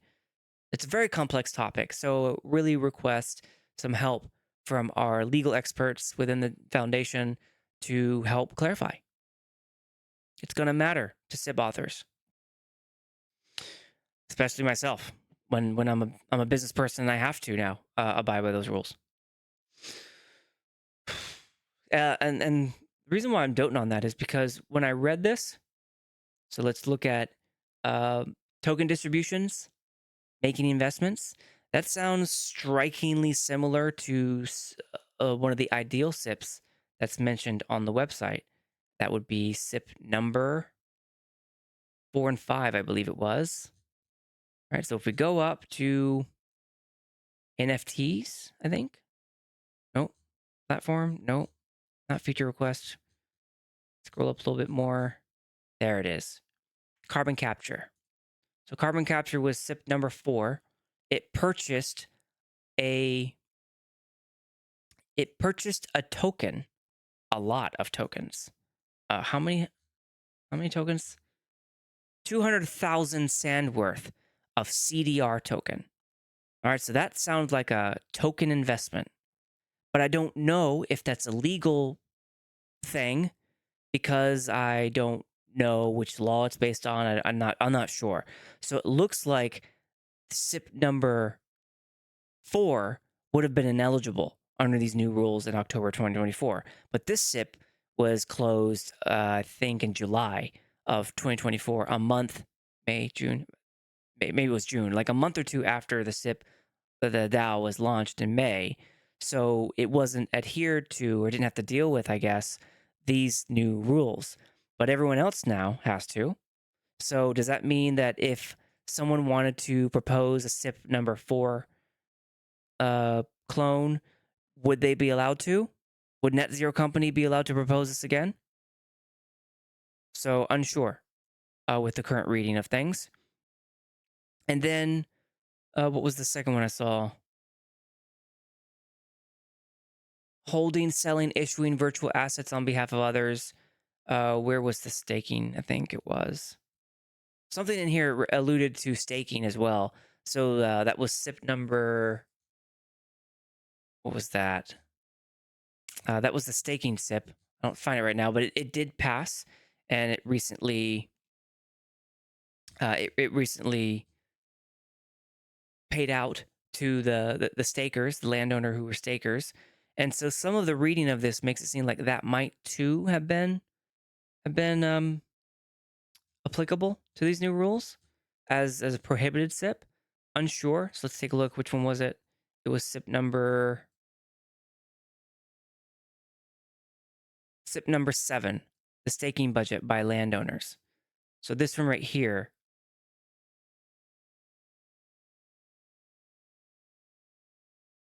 And it was so the 200 million, 20 million sand that was locked by 4,500 stakers, and they were requesting 750,000 sand over a 23-week period. All right, so does the new rules apply to that one? Unsure.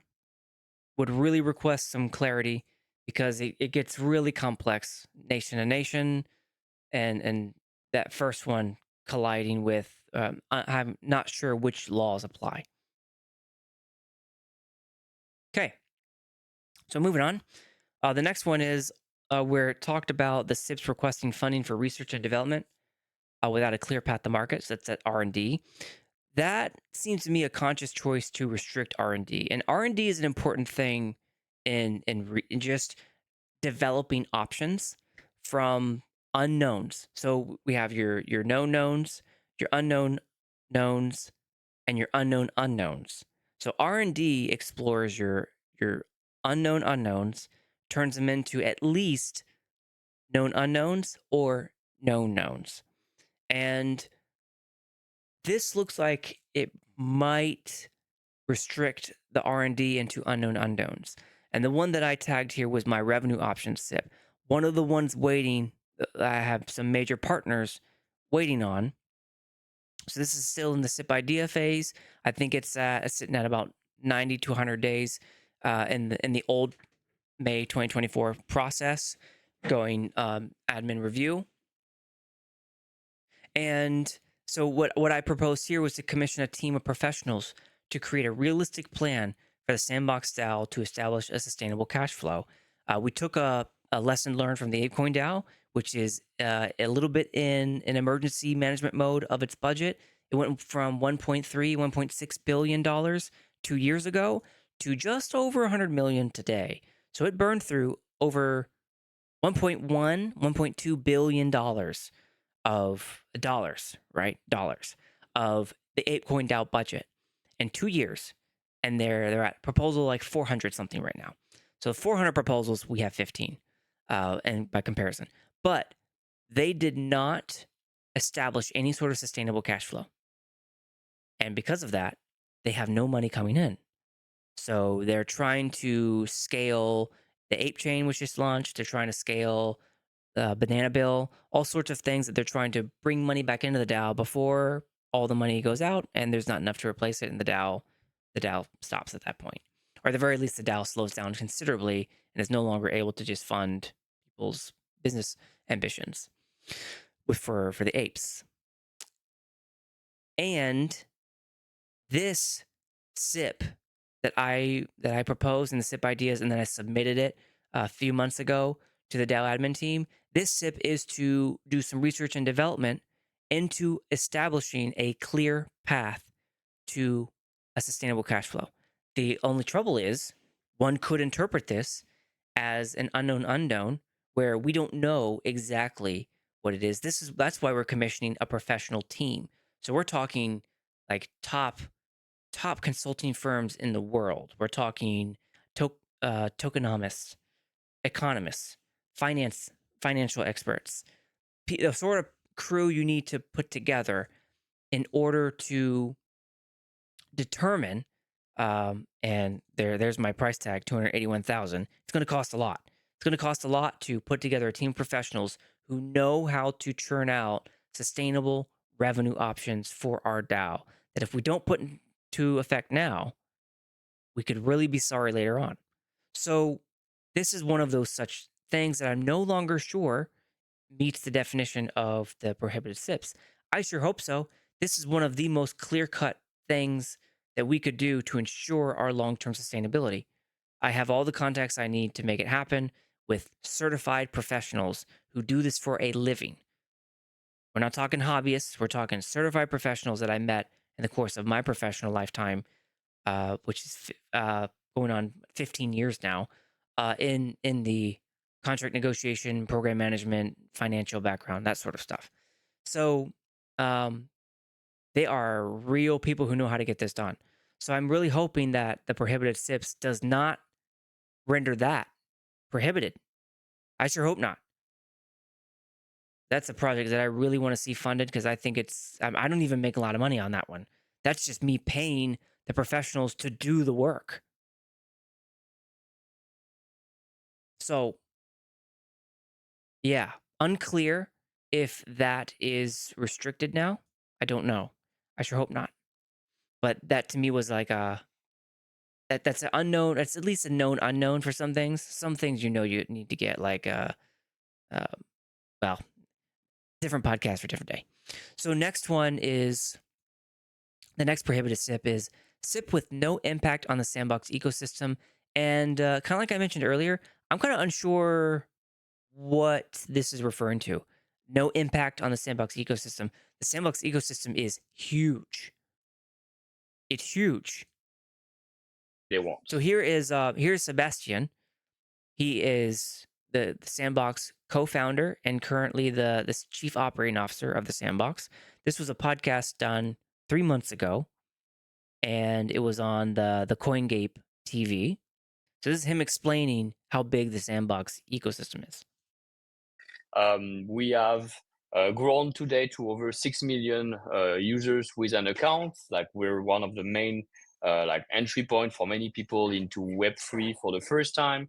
And we have over 400 major brands and collaboration with top tier brands from all around the world that we collaborate with Like to Atari. onboard their fans into the metaverse, into Forbes. Web3. Awesome. So he just gave you some numbers, and if you go to some other podcasts with him, he'll disclose other numbers, really big numbers. So the ecosystem has about 6 million users. 6 million. 400 brands, some of which are the top in the world, like Atari, I mentioned earlier, Gucci, the fashion brand, the Snoop Dogg, celebrity brand, The Walking Dead, a very well-known TV show brand. So some of the top brands in the world, 400, is what Seb said. And then in another podcast, he mentions there is over 130,000 creators. So that's like game makers, studios, Vox editors, all that. And I mentioned that in the Sandbox ecosystem. I go over the extent of that. This was SANDDAO podcast 31 about half a month ago.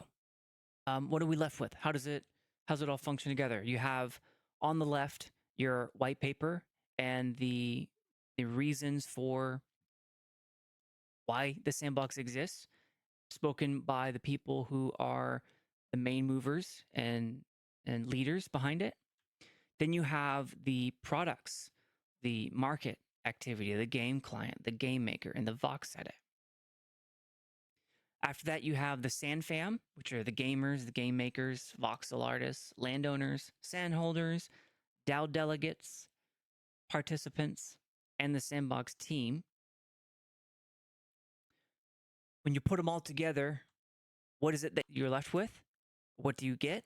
You get that ecosystem, the daily interactions, and of all the people, purpose, and products, buying and selling, So there you have it. That right there kind of articulates the ecosystem is huge. So I'm sure there are SIPs that you could literally define as having no impact on the sandbox ecosystem. But the sandbox ecosystem is so big, it affects so many things that I'm not sure that list is very big.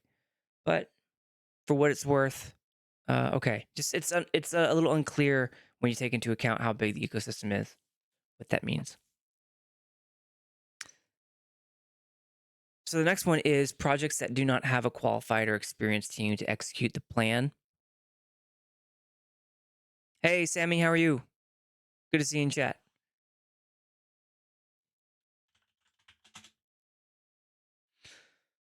So projects that do not have an qualified or experienced team to execute the plan, highly subjective. Now you start getting into the more Web 2 realm of you need experience to get experience. That's been a critique of the Web 2 industry for quite some time. It's a meme at this point that you need experience to get experience, and that's what this one kind of insinuates. So it's highly subjective. And in Web3, we're all DAOing right now. I'm DAOing.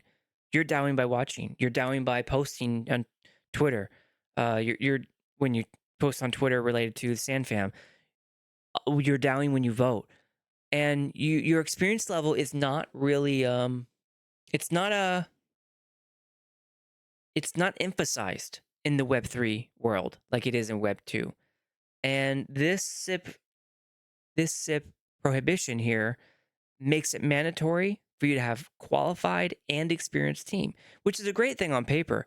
But if it's so subjective, and we're not really sure what standard that means, then you could easily turn into a highly you could turn into the opposite of an inclusive DAO. So the inclusive thing is at play there. And when you start talking about qualified, experienced, you start talking about certifications, resume, and all those sorts of things that could be the opposite of inclusion.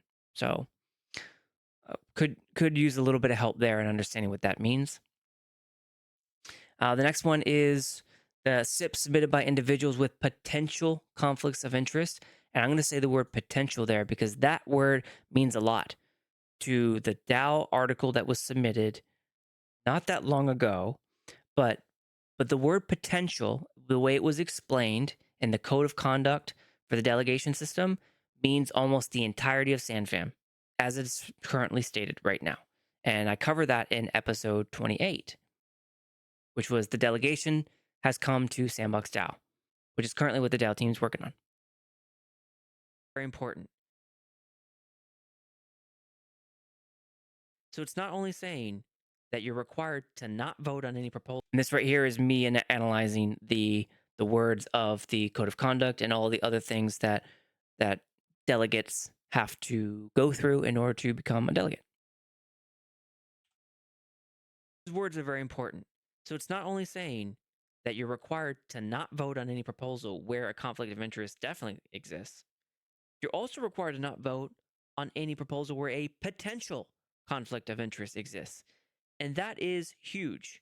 And here's why. The ecosystem within the sandbox is very highly interconnected.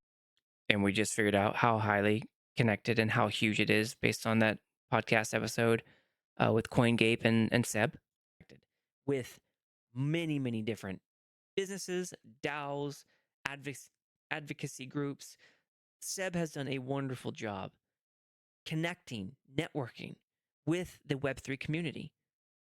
The sandbox is owned by Animoca Brands, one of the largest Web3 communities and companies on the planet, which itself has a DAO, which itself votes within the sandbox, and the sandbox votes in the Mochaverse DAO. And it votes in the ApeCoin DAO, and people in the ApeCoin DAO vote in the Sandbox DAO and the Mochaverse DAO. This huge interconnectivity going on. So there you go. And I have here listed that the Mochaverse is 1 million members. I got that one wrong. The Mochaverse has 8,888 Mochas that make up the Mochaverse, and it has 1 million plus members of Mocha ID people. So that all kind of equals the Mochaverse, but the 8,888 NFTs are the ones who participate in the Mocha DAO, whereas the 1 million members are the ones who have the Mocha ID and participate in the quests and all sorts of stuff. Both of them, I think, equal the Mochaverse, but the important point that G is us helped clarify with me during a Twitter X space. But as you can see, regardless, there are so many different interconnected DAOs, external entities. The ecosystem is so large, and those ecosystems that are partner ecosystems are large, and sometimes they're larger than us. Like Whale Vault has 15,000 members. That's just one of the major landowners of the sandbox. So you have ecosystems surrounding ecosystems, and it gets really, really complicated really fast. So when you say potential conflict of interest and the way it's written in the code of conduct for the delegates, that could mean, and I think right now it means the entirety of SandFam. So probably needs a little help there by the DAO admin team to work on over time. And then the last thing is SIPs promoting violence, hate speech, discriminatory practices, gambling, blah, blah, blah, blah. That, all of which no disagreement with that. Those are some bad things. The one thing that is happening right now in the ApeCoin DAO is that multiple posts are being flagged on their discourse forum for hate speech. And that's important to flag. That's important to highlight, because the people being flagged, and this was we learned this in the ApeCoin GWG, which has since been disbanded as of a few weeks ago. The governance working group for ApeCoin was hosting a space about the AIP 466, which was to get rid of the AIP working groups. So Delegate This, led by Aaron Haber, shout out to Aaron. He went through this and had a lot of participation from the ApeCoin DAO members, and a number of them, even the SIP author, one of his posts got flagged. He got banned. It wasn't hate speech. There's no way that post was hate speech, and most of the community, almost all the community, agrees with that. At least most of the people who voiced their opinion on the Twitter space. And then one of the GWG people, in responding to the post there, was flagged as hate speech, and his posts were there's no way you could interpret it as hate speech. No way. It was just simply asking, can you clarify? Like, those were almost I'm paraphrasing, but almost literally the words were. And in this recording here, you can, if you read it and listen to it, you'll hear him read his post, and he had it up, and it was said something along the lines of, hey, this needs a lot of clarity, could you please clarify? That post got flagged as hate speech. Zero chance that that's hate speech. Zero chance. But he was flagged And so what we found is that the administrators of discourse can apply that word specifically or other words, interpret it in a very liberal way, and what looked like some sort of not really sure why, but flagging posts on people who are trying to interact with in a very reasonable way and very civil. Even one of the co-authors got flagged and banned under circumstances that seem less than obvious. Definitely not hate speech. So that's something that I wanted to note. Just something we need to watch out for, because taken to the extreme, some of these reasonable things that we do can be misconstrued as discriminatory or hate speech. Whereas gambling, drugs, firearms, illicit trade, money laundering, like those are criminal activity. Absolutely not. Don't do that. Don't do that. That's bad. All right. That is just the ineligible SIPs category. Okay, so if we then return back to our SIP guidelines, going beneath ineligible SIPs, we now get to, we're going to skip what's next because we already went over that as part of the step process. We now get into discussion and voting. It says, download this guide to promote your SIP during this phase to convince the community and gather quorum. This guide is a PDF. This PDF explains a guide to promote your SIP. It goes over some pretty cool tips. And as I noted in my analysis, I really like this guide. It's clear.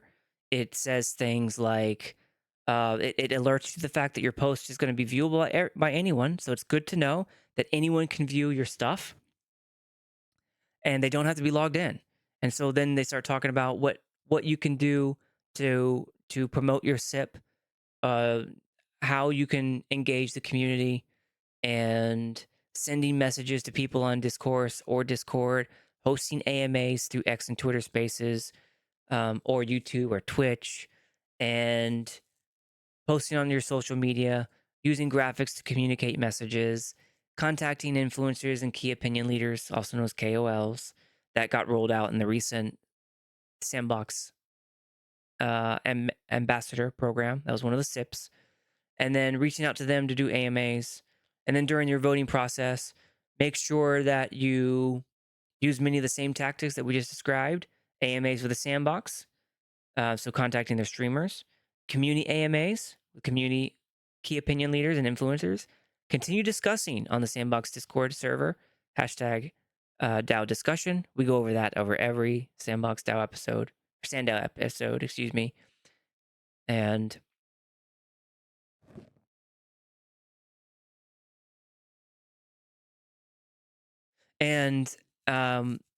you can host your own AMAs and streams, post social media, and then promotional assets, talking about doing a banner, doing a CTA, call to action video, which they recommend a 60 second or less.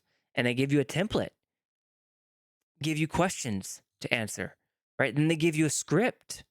Like, this is real good stuff. Excellent job. I assume Cyril did it because he mentions his name here in brackets where you replace his name with yours. But whoever made this, wonderful job. Wonderful job. I love it. Love what's going on there. And very applicable to anyone. You can pick this up, read it, and be like, oh, okay, this is where I should engage.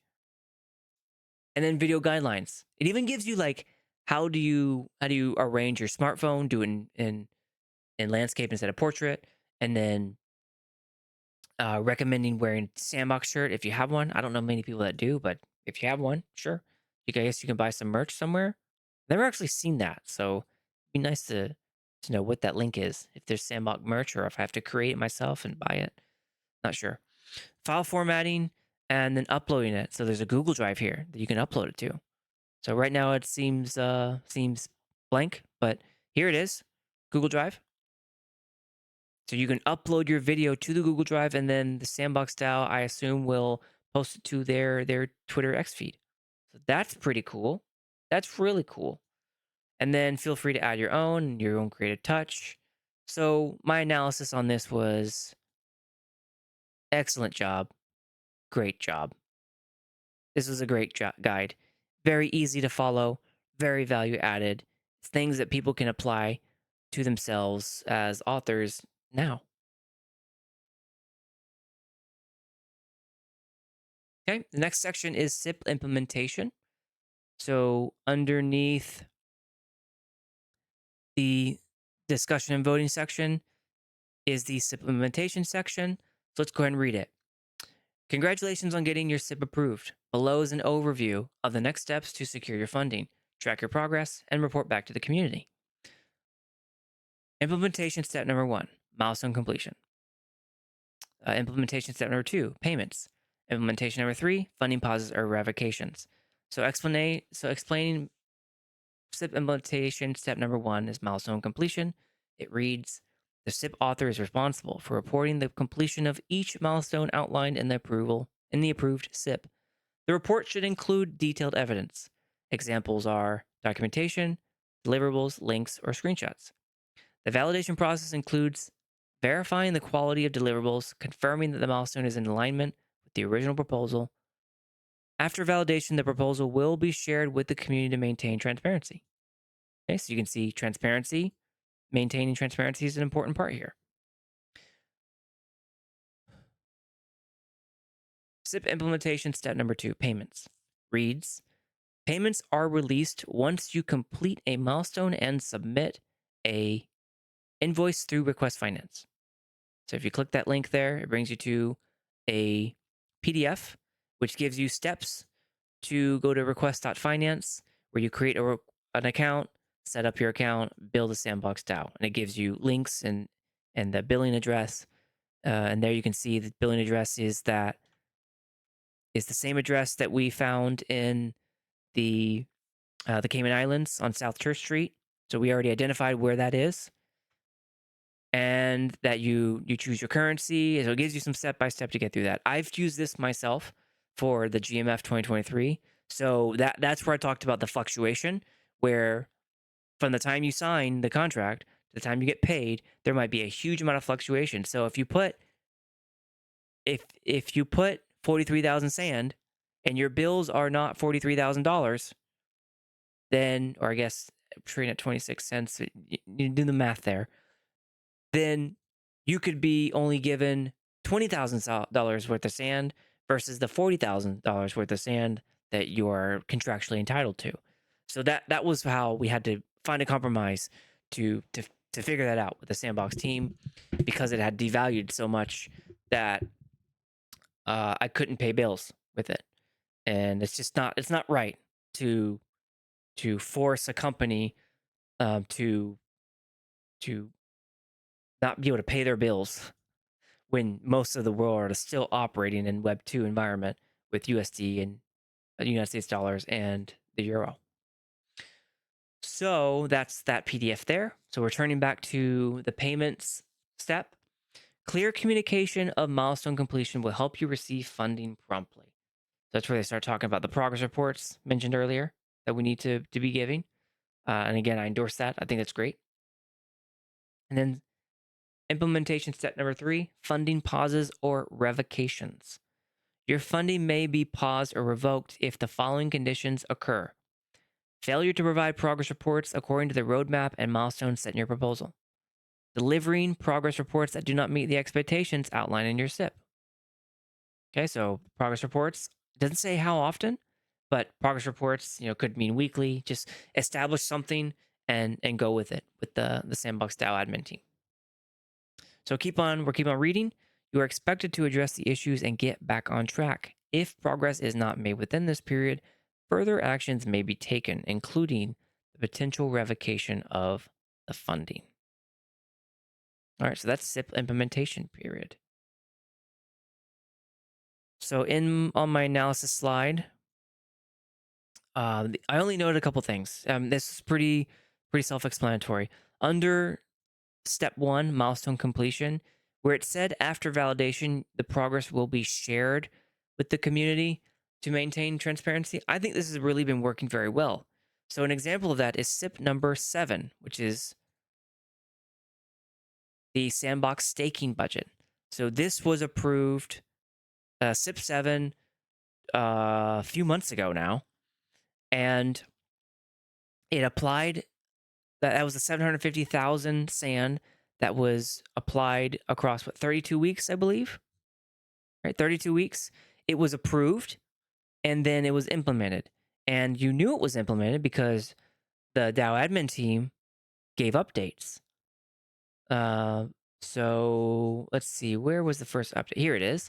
So July 24th, the DAO admin team said this SIP has been accepted at a majority by the community and quorum is reached. Implementation will start soon. So it was July 24th. Then the next update, a month later. Dear community, I am pleased to inform you that the sand pool for land owners has been updated according to the SIP. As it was deployed last week, the 750,000 sand are split among 18 weeks, which is until the end of the year, which is an additional 41,000 sand per week to the 15,000 sand. Regards, Sandbox DAO team. This was posted August 26th. Okay, so that's an example of the transparency and progress updates working well. The DAO team posted these updates, having received progress reports from the team, I assume, and then posted that on the forums in the SIP implementation subforum. And if you're like me, I only noticed it because I saw the post there. So I saw that the staking had been implemented, and then all the other SIPs are undergoing the same thing, like Magic Palette, which just had an update too. So this is awesome, and I really give kudos to the DAO admin team. That's awesome. I think it's great to know what's going on. It helps us in the ecosystem function and participate. So that second one, I didn't have any comments about the payments. It's pretty self-explanatory, and if it's a little bit, if you haven't gone through it at first, it takes a little bit getting used to. You kind of have to finagle with the chain that you're on, and then the token, and then you have to. The way it works is just a little bit. You have to work with it to make it give you what you're after, which is enter the payment as sand, or at least get paid as sand, even though your contract or your proposal might say USD or euros. So you have to kind of finagle that. But pretty self-explanatory. But then step number 3, where it says your funding may be paused or revoked if you have a failure to provide progress reports or reports that did not meet expectations. And I think that makes a lot of sense. That's just standard. Compliance reporting, regulation reporting, all sorts of stuff that is standard in the business world brought out here. So cool. Love it. I love this SIP implementation section. Makes a lot of sense. All right, the next section is a SIP rejection. It's a pretty short section. All it says is you can resubmit 3 months after vote rejection. Carefully read the feedback and identify areas that need improvement. So our analysis of that is just highlighting that you can only resubmit 3 months, so 90 days after your vote is rejected. And again, we not 100% sure, but pretty sure that rejection also means if it fails quorum. And then the next bullet was you have to carefully read for your the feedback in areas that need improvement. So all the feedback that you got on Discourse, Twitter, everything else, incorporate as best you can so the next time it goes around, it either makes quorum or passes. Okay, so got through SIP rejection. And let's just look at a high level now, the template. All right, so the template's the last thing we're going to go over. The template, the old template was based on a Google Doc. All right, that Google Doc now shows here, old template, but it had this. You copied it to your own drive, and then you modified it. And this is what you shared with and submitted to the DAO email. You filled it out, sent it to them.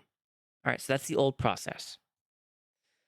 It contained 3 big sections, really 2 sections, but 3 if you count the intro part. And there was about 17 questions you had to answer. All right, everything from proposal title, banner, the who, what, when, where, why, how, the problem description, the budget, the implementation plan, additional resources, all of that. 17 questions. The new template uses the type form. All right, we're about to get into that now. Uses the type form, and it delves into kind of 1, 2, 3, 4 sections. So SIP overview, proposal details, the implementation plan, and the team. And it numbers about 25 questions. So if you have only a tier 1 SIP, so 2 milestones, then you deduct that by 3, so 23 questions you have to answer because of the milestones. But if you have a $200,000 or more SIP, then you're at a tier 3 SIP, which means you have 25 questions you have to answer. Okay, so that is the high level. We went from Google Doc with 17 questions you have to answer to a type form with 25 questions you have to answer. Okay, and here's how you map that. We're just mapping the way it all kind of connects together. You can see the proposal title and banner. It links up and combines with the TLDR, and now it's done in what they call the SIP interview or SIP overview. Excuse me. The SIP overview is itself 8 questions, 8 sub questions. So I didn't even count that when it comes to the 25. So it is longer than that, but it's kind of like sub questions to the SIP overview, and I just count it as 1. So we're tomato. That's just how I did it. And so you can see kind of the TLDR and the proposal title banner is getting combined in that SIP overview, whereas the SIP details in the old Google Docs is now split among the proposal details, the implementation plan, and some parts of the team section. But a lot of the questions in the beginning and the team are not a lot, but so a lot of the questions in the beginning are new. And then some of the questions in the team section are new. That's where you'll see a lot of the new stuff. The old stuff you'll see combined in the middle, which is the proposal details, the implementation plan, and most of the team. Okay? And then there's one here that gets a little squirrely where it just kind of gets stuck in the middle, the alternatives considered. So they reorganized it. And that is the high level view of the new template to the new type form. And we're going to go into the depths now of that type form here. So I'm going to show you what it looks like. All right, here we go. So it says when you go to the type form, you see the banner at the top, and then it says, "Welcome to the Sandbox DAO SIP submission form. Please complete each of the questions to provide us with the information we need to assess your project or request.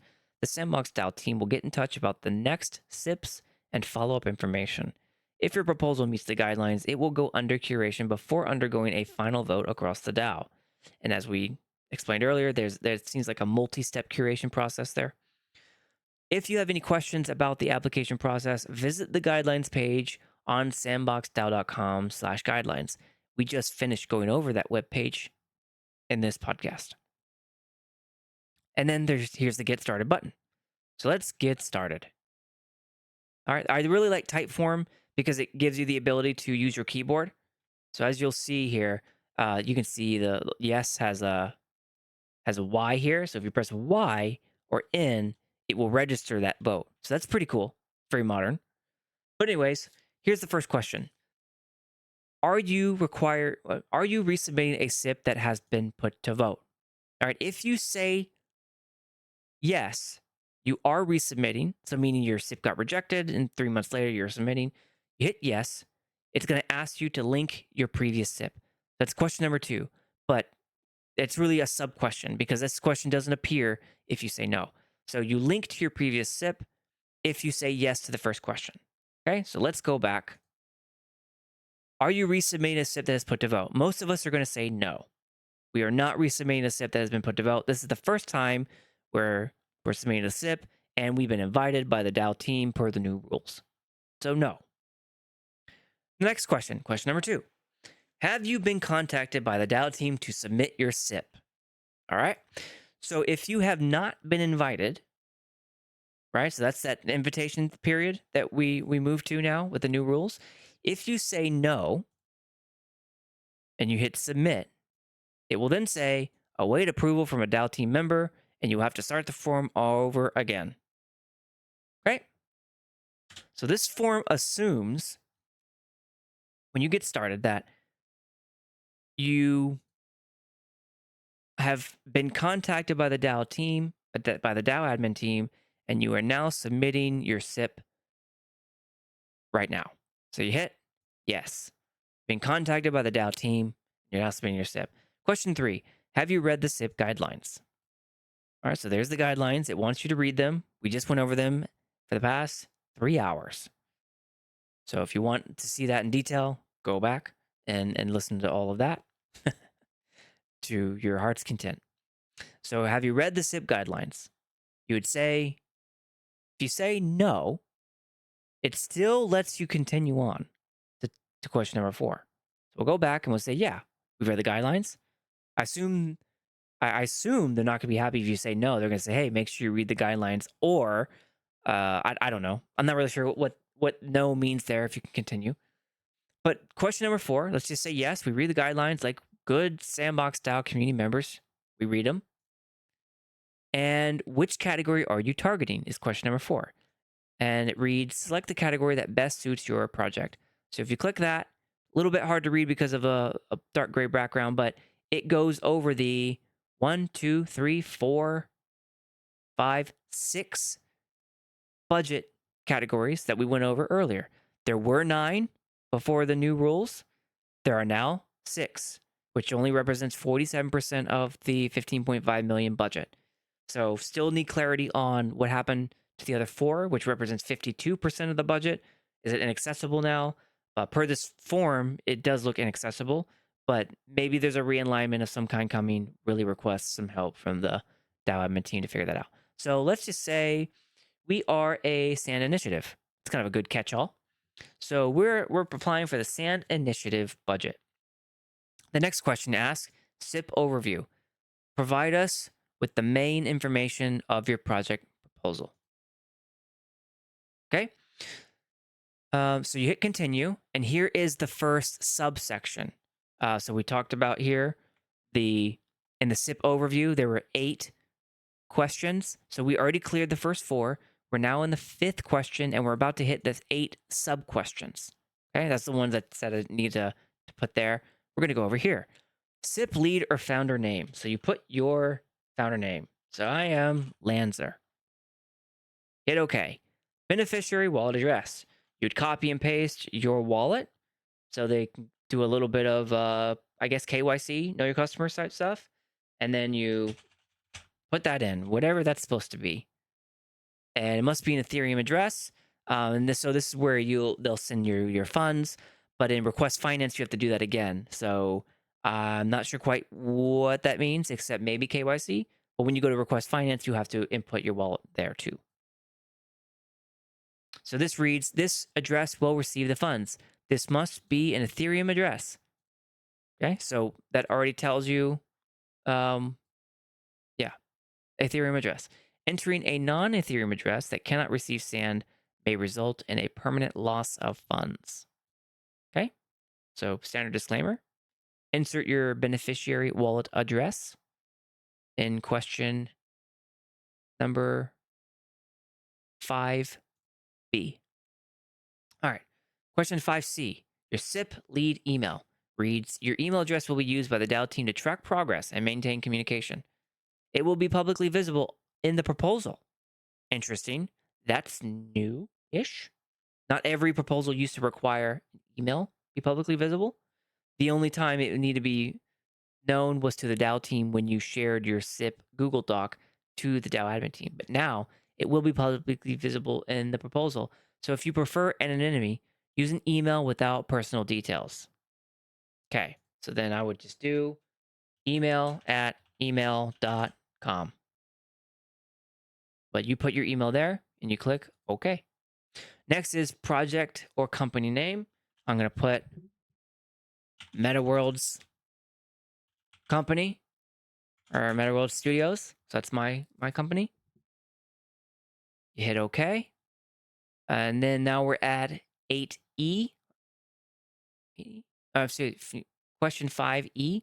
Where is the team located? This might be where they apply the local laws and regulations. I don't know. They have a lawyer on tap, the Traverse Alberga group. So maybe this is where they start applying the local laws and regulations. They have a legal read on what the laws are and if this SIP is contradictory to the laws of France or the laws of Colombia, Chile, United States, Mexico, Italia, Italy. So you choose your country. I am in the United States, so I put that. SIP title. This title will appear as the header of your SIP and the forum thread for your proposal. Put test. What do I want my SIP title to be? Let's do I don't know. Let's just put SIP title. Okay, so put your SIP title there. This title will appear as the header of your SIP and the forum thread for your proposal. Okay, click OK. Then question 5G is project description. Provide a concise elevator pitch summary of your project. Highlight the key features and benefits your project aims to deliver. You will be able to describe the project plan in detail in the following steps. So put project description. Write project description here. All right.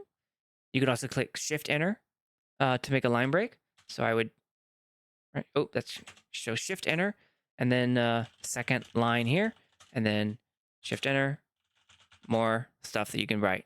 So you could also copy and paste. Let's put copy paste line 1, copy paste line 2, copy paste line 3.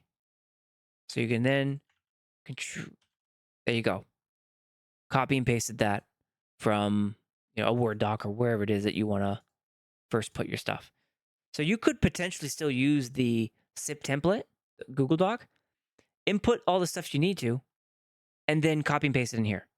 The questions don't match up exactly, but as we showed, they match pretty close. So you can't go wrong. Can't go wrong. A lot of them are still very similar. All right.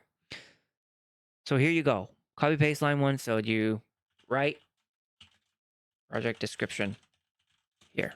Okay. So press enter. Go to the next. Here is your project banner. Required. Not required. So you got to make a pretty nifty banner, something that is eye-catchy, right? So what is my banner going to be? It's going to be, what do I want it to be? Let's just put,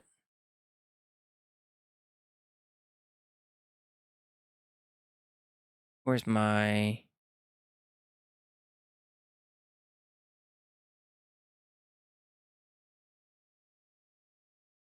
cover art? There we go. That's what I'm looking for.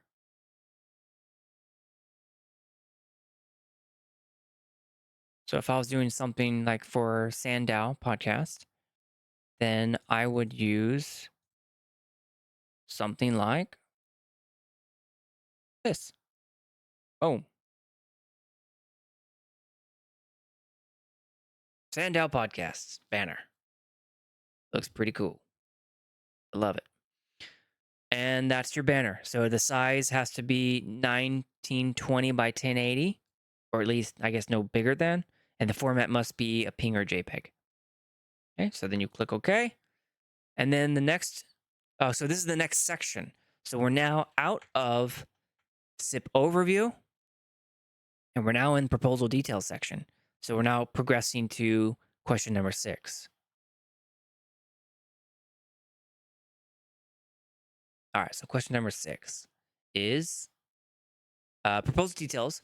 So let's dive deeper into the specifics of your proposal. Here, you will outline the technical aspects, development roadmap, milestones, and independencies or risks. This section should offer a clear understanding of the project scope and its intended impact on the sandbox ecosystem. So you can start to see some aligning of what they talked about earlier in the SIP guidelines. So the SIP implementation, the discussion and voting, and eligible SIPs, the my submission checklist, all this stuff that we just went over is also starting to come into play here in the type form.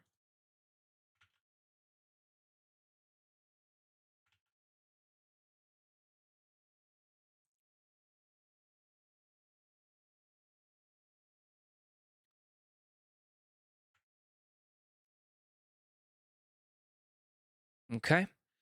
So we are proposal details. So if you hit enter, now you're at question number 6. What is the problem you are trying to solve? The description reads, a problem is not an absence of solutions. Include references to previous discussions, decisions, or relevant external information here. So then you would explanation about the problem. Okay. And then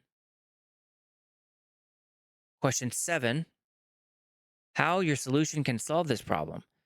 This should include a description of the feature or content you want to create, what needs or goals your work may satisfy. For game experience, detail the game concept and key features. Solution goes here. All right. Question number 8. What are the benefits to the sandbox ecosystem? Benefits go here. Question 9. Provide a risk analysis of your project.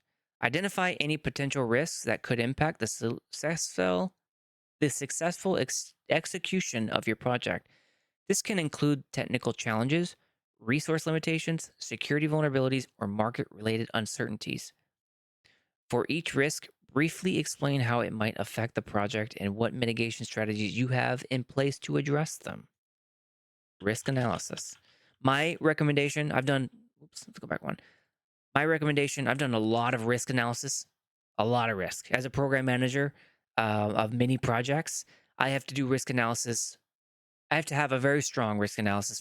I would call it risk management framework, RMF. You have to have a strong risk management framework in order to properly manage your cost, schedule, and your performance. If you have your PMP, it's called cost, schedule, and scope. So you want to manage that. And how do you manage that? You identify your high risk areas, your consequence, and your likelihood, and then you try to mitigate those risks. There's also other risk strategies like avoiding, accepting, transferring, that sort of thing. But in most risks, you're trying to mitigate them. So this is a little bit of tidbit advice here. Here's how I recommend you do it. For your risk analysis, you're looking to put a sentence. Okay, what you want to say is, if something bad happens. Oops, I'm sorry, I had it backwards. If something happens, then something bad happens. Okay, that's the basic risk management framework sentence that you're trying to get after. Okay, so it's called RMF. And so here's an example of that. If my plane delays, then I am late to my business meeting. Okay? So that's a good risk statement. So if something happens, something bad results. And that something bad impacts usually your cost, your schedule, or your performance, otherwise known as scope. So what you have to do. So how much you're paying or getting paid, how much time you have to do things, and what you have to do to be successful. So that's normally what your risk is affecting. All right, it's what your then statement's for. And then If you really want to be an eager beaver, you assign a likelihood and a consequence. So your risk matrix is a 5x5. So your left-hand side, so you go up before you go over. Your up is your likelihood, consequence. How many times I stared at this thing? Risk matrix. Did I forget that? I think it's likelihood first. Right? Yeah, likelihood. So you go up first. So you 1 through 5 up. And so that is your likelihood. How likely is it? 5 being certain and 1 being very unlikely. And then your consequence is your over, your x-axis. That is barely impacts. So my delay could be, if it does delay, if this risk does happen, then how bad would it be? And you might say it depends. But here's how risk works. You have to project. You have to estimate. You have to do the best you can. Risk is an art form. It's not really it's not like math. You have to judge based on expertise, experience, and intuition. So your 5 on your x-axis, your consequence, 1 being doesn't really affect you much, barely anything, maybe 5 minutes late, or affects you greatly, and 5 being mission failure. So you fail on one of these here. You go over budget, or you go way over schedule, or you break your success parameters. That would be like a 5. It breaks you entirely and very hard to recover from. So if you do those 2 things, you're in a good spot when it comes to risk management framework. And that's just, like I said, me being a program manager for the past number of years. And I oversee dozens and dozens of projects for my program. So we have to be pretty strong in our risk management, and because we have so many things tracking against different items.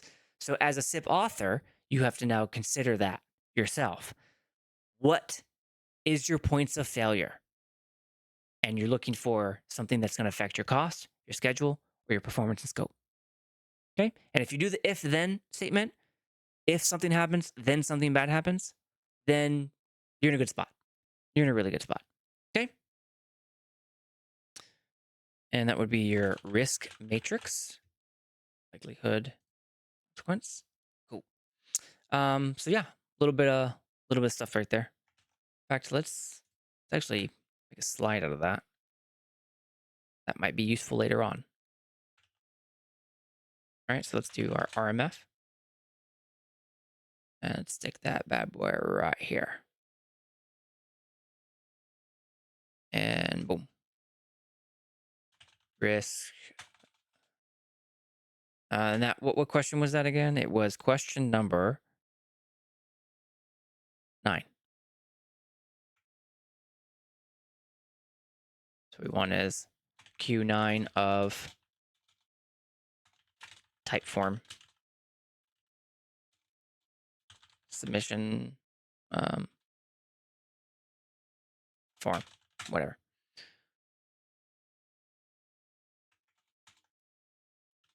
There we go. And so we have our risk management framework and your basic how do you do it, and then you have your 5x5 risk matrix. And here, let me show you what that looks like so you can see it. If you Google it, you'll find it really, really easy. It's super. And once you do it once or twice, you can get the hang of it. You can get the hang of it just fine. And so this is from, oops, oh, can't do that. Let's do it here. Actually, I'll just show you in Google. Here you go. So this is what risk management frameworks works like. This is what all the program managers are doing and stuff like that. A little bit harder to see, I guess. This is a good one.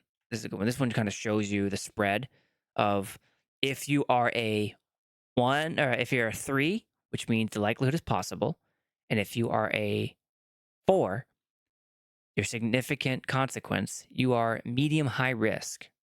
Okay, so if you start, that's why you don't want to say like I'm a 5-5. It's definitely going to happen. It's definitely going to affect me really bad because you're a very high risk. It's a severe impact. that means that you need to risk mitigate big time. You've got a lot to do, a lot of work.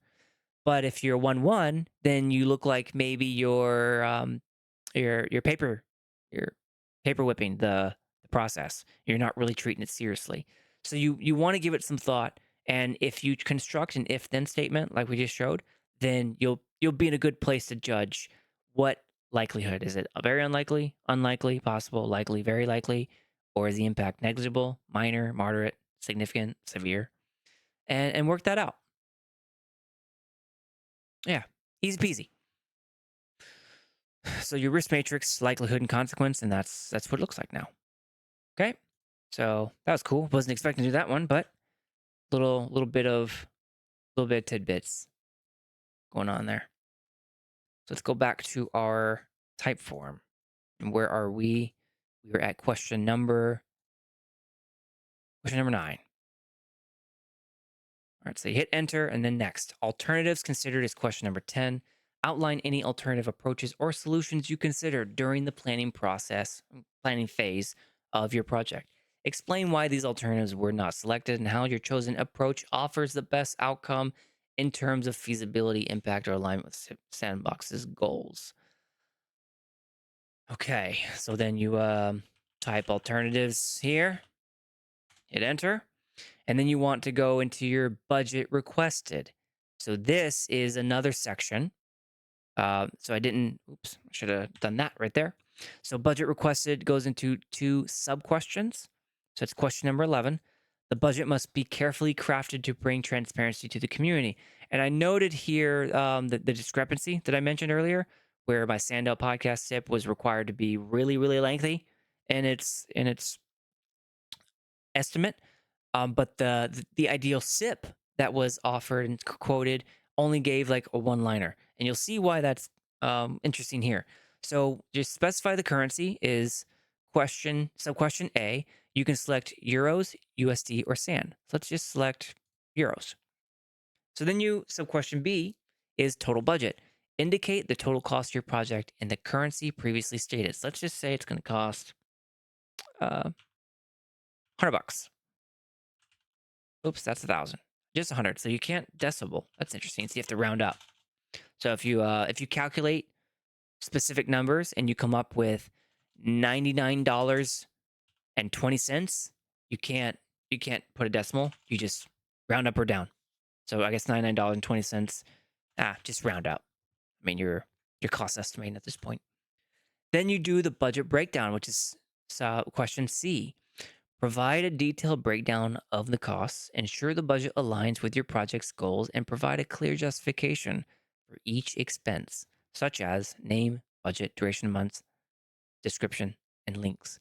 This is the one where it probably needs a little help from the DAO team because it's just a text box. So in the old format, you could do a table. You could do a table, and that table could be, I mean, you could make it, I mean, you could even create an Excel and then embed it in the Google Doc in order for it to be well formatted, makes sense, reasonable. You can see formulas and then people can retrace your steps. But so like right here, here's the milestones, by the way. Budget. So that's what I did. I did an Excel because I was required to really detail my cost proposal out. And then but this new type form doesn't let you do that. So I don't really exactly know. I think what you would do here is you would do, let's say for SANDDAO podcast, what I was asking for was a audio engineer. So let's just say a podcast engineer, which would curate the sound, like all the pop, pop, pop, pop, pop, and stuff like that. So podcast engineer, I guess name, budget, duration, description. So I'd hire them through Upwork or Fiverr or whatever, and they would be. It says detailed, so I'm not really sure how detailed they want me to get. Do they want me to do, $20 an hour times? I think it's going to take them 5 hours per episode. Nah, let's just go with 2 hours per episode equals $40 per episode. See what I mean? So this is how it's starting to turn out now. But then I have a lot of other positions. So I have a video editor. I have I'm proposing a, what else? There's plenty going on there. Oh, shorts creator. You could possibly combine these two, but they're not the same. They're not the same. If you know video editing, they're not the same. So shorts creator, that sort of thing. And then where do I put like overhead and taxes? Right. So maybe I just put overhead now, and maybe it's going to cost, $200 or whatever to pay taxes on cryptocurrency because it's taxed, especially if you're requiring people to abide by laws and regulations. You got to account for that now. There are tax rules for this stuff now, and have been for a number of years. So, and then, I mean, are we allowed profit? Can I do like, $25, $50 in profit? Instead of doing it for free? And what else do we have? I mean, you have accounting systems, you have all these indirect costs that would have to be accounted for. And so what does it look like? So am I putting, $200 here for tax, $20 for what was that? Profit, right? And then $50 for accounting services. Know what I mean? Because accounting is not cheap. If you own your own business, you definitely know that. And then what else am I missing? I'm missing materials, right? Because if I'm going to start a podcast, I have to.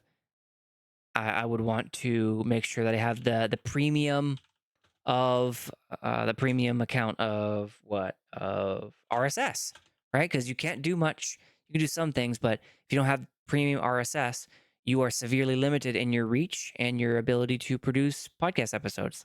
And that costs like what? $100 a year, I think. And then, Linktree has the premium version. You can do fine with free if you really want to, but the premium version really makes that. And if you're doing a SIP, why not? Why wouldn't you? I think it's $100 a year, right? So this is me doing a semi-serious, say, video editor. Just say $50 per episode, right? And then shorts creator, maybe 25 per episode. So the shorts creator will be hunting through this 3-hour podcast I'm done right now to find the 8-second clip that really has maximum to go viral. The video editor is going through all 3 hours and then taking out the pops, or the stumblings that I do all the time. Or things that I'm like, hey, that really doesn't make sense. I put a marker. Can you go back and remove it? So instead of me spending all these hours doing it, I'm now paying a video editor to do it. Know what I mean? So, and the DAO has 15.5 million sand. It's only spent 15% of it right now. So there's a pretty good case to be made. Why shouldn't I be able to hire a video editor? So there you go. So here's your budget breakdown, an example of it, and it's doesn't have quite the power that you used to be able to use. So you have to do this kind of like in a linear format. So for big budgets, you might be quite challenged to do this, but we'll figure it out. I'm going to submit some more SIPs when I get invited to do so, and then I will give everyone an update. Okay, so here it is, budget breakdown, and I'll just put example breakdown, right? Because this is not a real SIP. This is not a real SIP.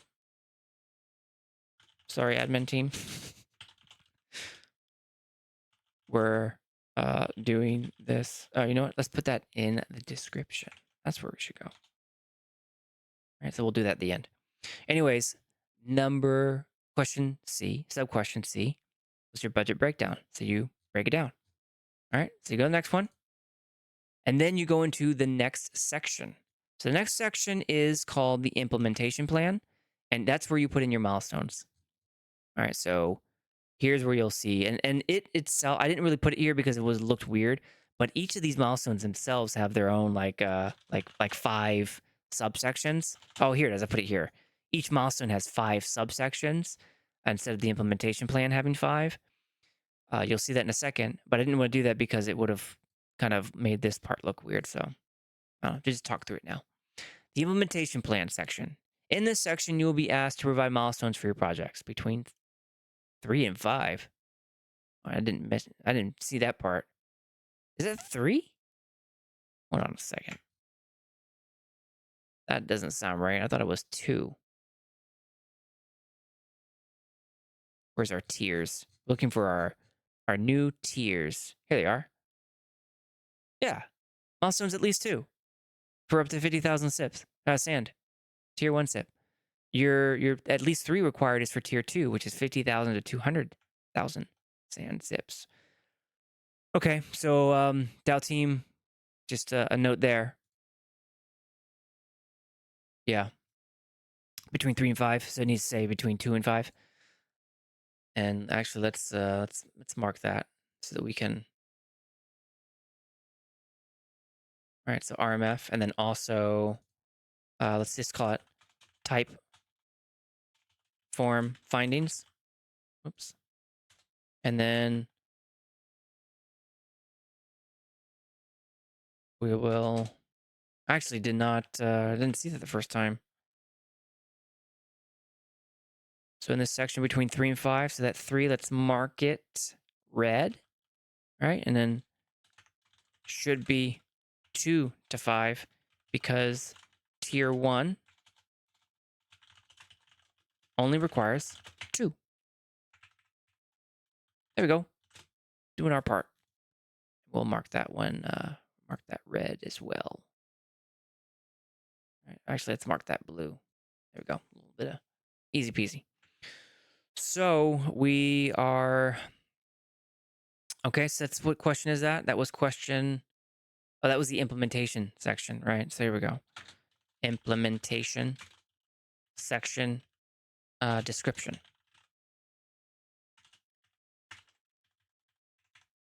There we go. All right, back to it.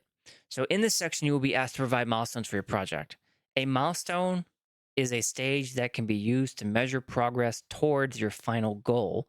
Progress is evaluated and decisions are made to either continue, adjust, or conclude the project activities. Milestones help track the project's progress, ensure that objects are being met, and provide a basis for assessing performance and making adjustments as needed. Okay, click enter. Here you go. Here's the subsections. Milestone number 1 is required. So milestone 1. All right. So what milestone would I have for a SANDDAO podcast? Let's say, well, what milestone did I put? I think I put my SIP was to publish, I think, 30 episodes. So milestone 1 would be publish 10 episodes. All right. So that'd be my first milestone that I'll get paid on. Actions, activities that you will do. Publish 10 videos to YouTube and RSS and Spotify. Right? So I publish to multiple things, but these are the 3 big ones. Goals you want to reach. I don't know about that. Might need some clarity from the DAO team because as I do this out loud, it seems like there's a lot of overlap here. So if my milestone is to publish 10 episodes, the actions, activities I would do to publish 10 episodes, I guess maybe I could say do a podcast, record it, upload or edit it, upload it to YouTube. Like, I guess so. Goals you want to reach? Publish 10 episodes. I don't know how to reword that one. Okay. And then, there's more. So there's 1, 2, 3, 4. There we go. So that's where I mentioned it over here. The implementation plan, there's 5 per milestone. So really it's 5, 10, at least 10 sub questions you're answering here. Indicate where the DAO team can track progress. So that's, then I'd give youtube.com/LanzerYT. That's my YouTube channel, and that's where I put my SANDDAO podcast episodes. So that's where they can check it. An expected completion date, so I can publish 10 episodes in, I don't know, let's just say 30 days. Right? So there you go. That's just milestone 1. Question 12. You've got milestone title, actions, activities you will do, goals you want to reach, indicate where the DAO team can track progress, and expected completion date. All of them are required.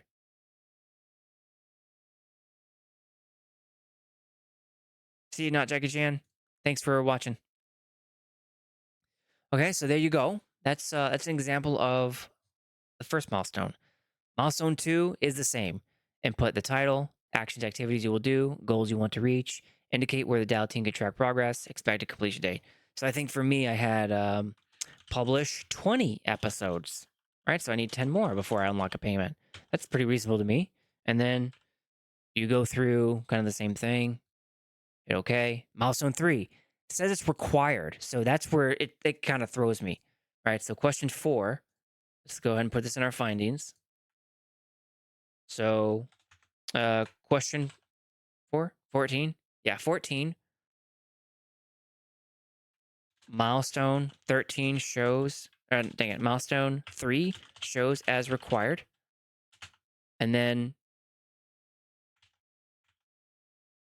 I think I only put it was like $100. So if it was a smart SIP, then it would not have that as required. So if I put 200, maybe the smart SIP would then require 5. And you'll see in a second what that looks like. So the milestone shows required, right? So we want to do that one. And then, yeah, only 2 should be required because tier 1 SIPs only require 2.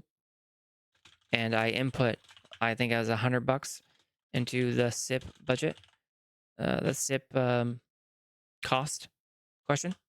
I think so, right? So the funny thing is down here at the bottom, the little arrows, you can go back. So if you hit the up arrow, you can go back, see what you put. I put in €100. Oh, that's right. Yeah. So milestone 2, okay, cool. Milestone 3, same thing. Let's publish 30 episodes. All right, so then here, do your goals, indicate how they can track it, expect completion date.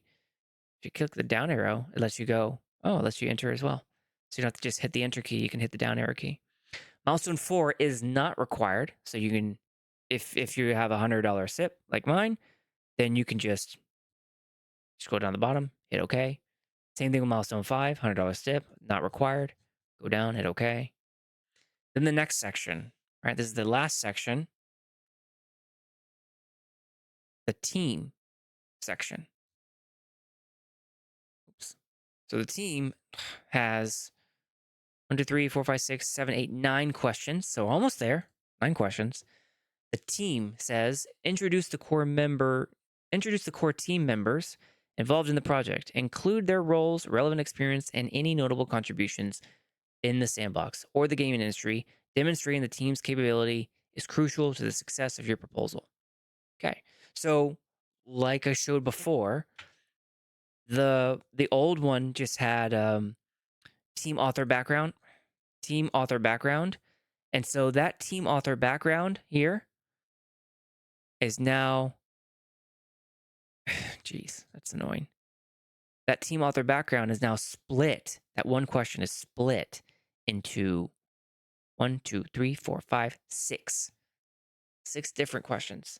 So they really want to know more about people now. All right, so you hit continue. You're now on question number 17, SIP lead background. So as a leader, describe your background. Okay, so what I'll do is go into my last SIP that I did. I think it was, let's go SIP number 6. The last one that I submitted All right, and then I'll go down into my who statement. Let's put in, if I were to do this, if I got invited and I were to put this in normally. So I had actually, let me just show my public one. I have a SIP that I can show. Podcast. Let's do SANDDAO podcast since I'm already been doing that one. I have a public version, which is really the same. It's really the same thing as the other one.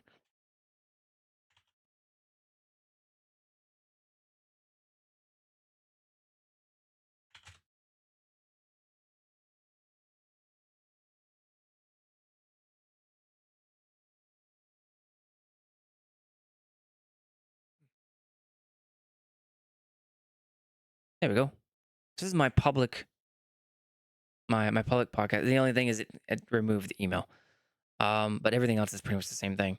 So here you had like the project banner. So I chose the banner for my podcast was Seb podcast 8, and then some detailed stuff that I was going to go. So in the DAO, not DAO, the document, you could create these, right? I had these that I created, much like I created slides, and so I could more easily depict that visual. Like with more funding, I can get more guests. I can do deeper analyses. I can publish to a lot more platforms, like a lot more.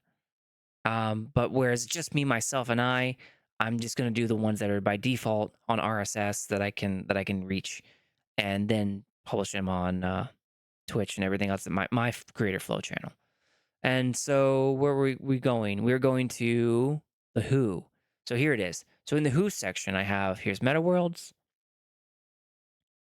Here is a description of Meta Worlds. Here's my portrait. Here is a link tree to Meta Worlds. So if you go there, you can see all the stuff that we're up to, and then my description. But down below, I have my partner and his founder stuff, and then our teammate and her description. But down below we have team author background. I said see the Who section, so you go to the Who, and here it is. So this is what I would be copying and pasting into the new form. So let's do that and see what happens. So I'm pretty sure that the pictures will not show up. Pretty sure of that. Whereas in the current SIPs they do. So let's see what happens. Boom. That is a lot. A lot. Okay, so yeah, like we guessed, the pictures did not show up. So right there, your graphics and visuals, I'm not really sure how that's gonna pan out because you can't put in graphics and visuals. So it makes communicating much harder now. But other than that, the type form is pretty cool still. This thing that we're doing, so you can put in, here it is, and all right, and then let's go. Can I go? Yeah. So it didn't reach a limit, but let's see, what is the limit? Is there a limit? Let's just copy and paste it like 6 times. All right. Can I go? I can. Wow. Okay. So there's no limit to that one. So we're going to just keep it reasonable. All right. And now we're in question number 18. SIP lead contribution. As a leader, describe your contribution to this project. Okay. I am the podcaster who conducts the interviews and all the business and oversees business operations for the metaverse, the Meta Worlds group. I guess this is a new question, so that's how I would answer that one. Team member. All right, question number 19. Team members' background and contribution. List all project team members, including an overview of their skill and experience to help the community understand who the DAO is funding and how their expertise will support the project's success. Name, roles, links. Fascinating. Fascinating. I submitted a SIP and the SIP ideas not long ago where I requested that same thing of the DAO team. So here they're asking for mandatory. I missed this the first time around. The mandatory is you have to provide your name, your role, and your links. So I guess links would be LinkedIn, maybe Twitter handle. Okay, so actually, I need to revise this a little bit. As a leader, describe your background. Oh, it's just my background. So you would, so just Lanzer then. And then this would be part of the team. It's all team members, right? So that's Lanzer. I do stuff. And then we have my partner. Oops. My partner. Oh, you have to have so there's the link. That's the link I would use. And then shift enter. There to have your email. So then, Donson is my partner here. And then I'm missing my second part. All right. But anyways. Oh, wait a second. There's your character cap right now. That's interesting. So let's make a note of that because your team members, you could have a lot of them. So how can you include an overview of their skill? And that's not a lot of characters right there. Let's take a look. Let's word count this. Wow, that's not a lot at all. So the word count is 120 words. Jeez. Okay. So let's make a finding out of that because that if the leader background is unlimited and it's only one person, but your team members is many and it's 120 words, probably need to do it. It needs help. All right, so findings. So what question are we on now? Question, I think we're on 19. Yeah. 19. So team members max word count is 120, while leaders, right? Is that what they called it? The leaders one? SIP lead background Q17 is unlimited. Okay, so team members could be many and needs space to explain to answer the question. Like your link could take up 15% of your total. So that needs help.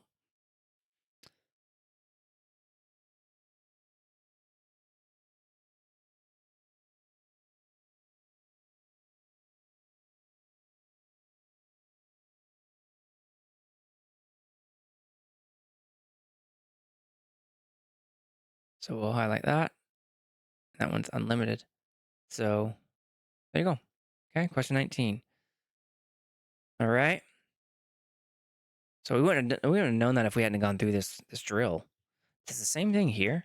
This one's not as big because there's a contribution. You can do that in not many words, but that's unlimited too.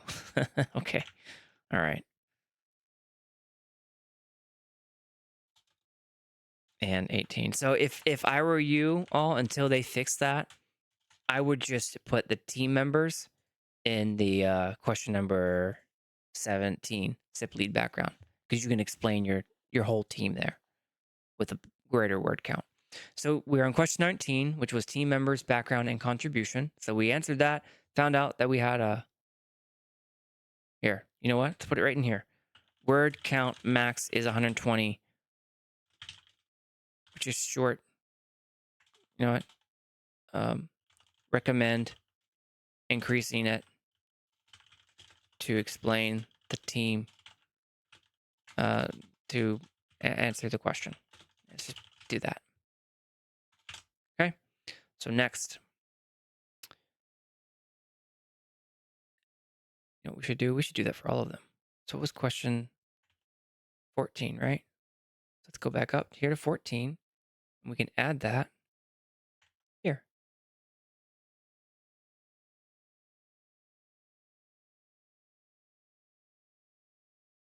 There we go. That's cool. Yes. That's pretty cool.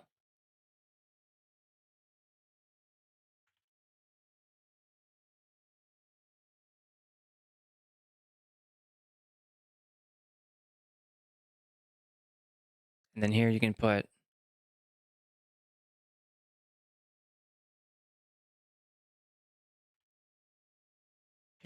the, yeah, there we go. There. Cool. They might not read. Maybe they'll see this. No, it's not a real 7, then delete it. But, we try. Do what we can. SIP lead contribution. Now we're at number 19. Okay. Now we're in question 20. SIP lead X or Twitter profile.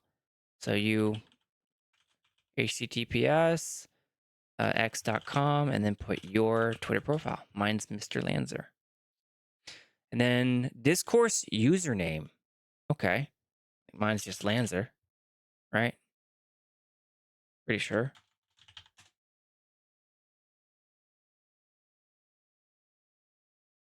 Yeah, Lanzer. Okay. And then any other contact details? No, they already have my email. So everything. Then the voting options. I'm sorry, let's go back. So question 21 was SIP lead Discord username. So put your Discord username. SIP question number 22 is any other contact details. It's not mandatory, so you can put not applicable if you want to. And then question 23 is voting options. So this one has yes, no, and abstain as answer 1, and ABC as answer 2. So the interesting thing here is on the Word doc, if you went down to voting options, you could include here what it was. So ABC you would replace with what your options would be. So that's how Game Jam did it. They had like 15 different options, and they were the winners or the finalists, and then you choose the winner and all of that. But here is yes, no, abstain. That's your normal one. But here, if you choose ABC, then it doesn't give you the option to specify what those are. It just moves you to the next question, which is question 24, and that's additional resources. But if you choose the first one, then no change. You move on to question 24. Okay. And so we can put, as a finding here, right? Question 23, voting options. We can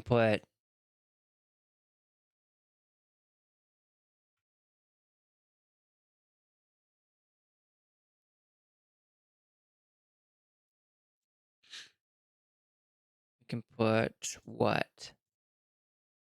Choosing A, B, C doesn't allow us to specify what the voting options are.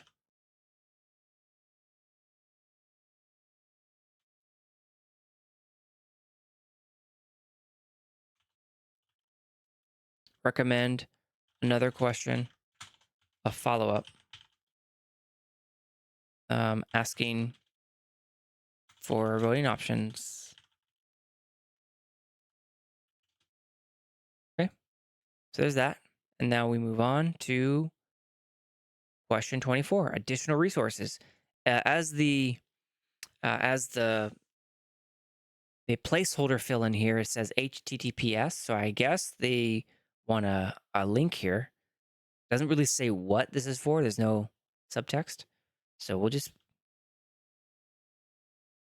I don't know. Let's put not applicable. Oh, wait a minute. If you put not applicable, then it says, that web address doesn't look right. Check for any typos or errors. So it really does want a link. It wants a link really bad. So let's just not put a link and press OK. And it won't let you. Okay. So additional resources is actually a requirement.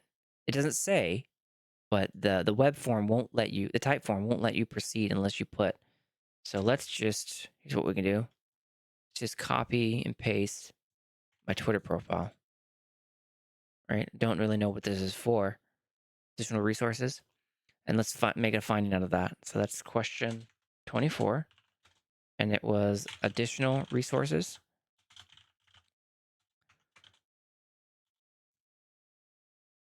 form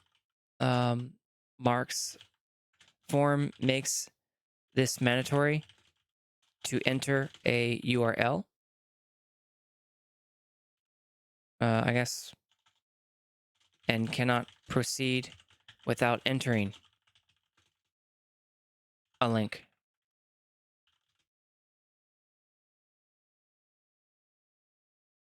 All right. So there we are. Additional resources, additional notes. Thank you. Okay. So thank you for your time, admin DAO or DAO admin team. This was a, what do I want to say? This was a practice SIP for the SANDDAO. No, it wasn't a practice SIP. It was,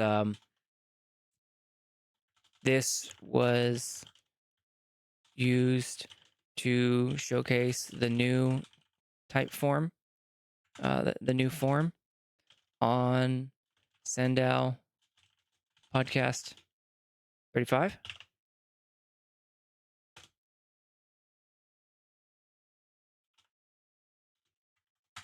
Okay.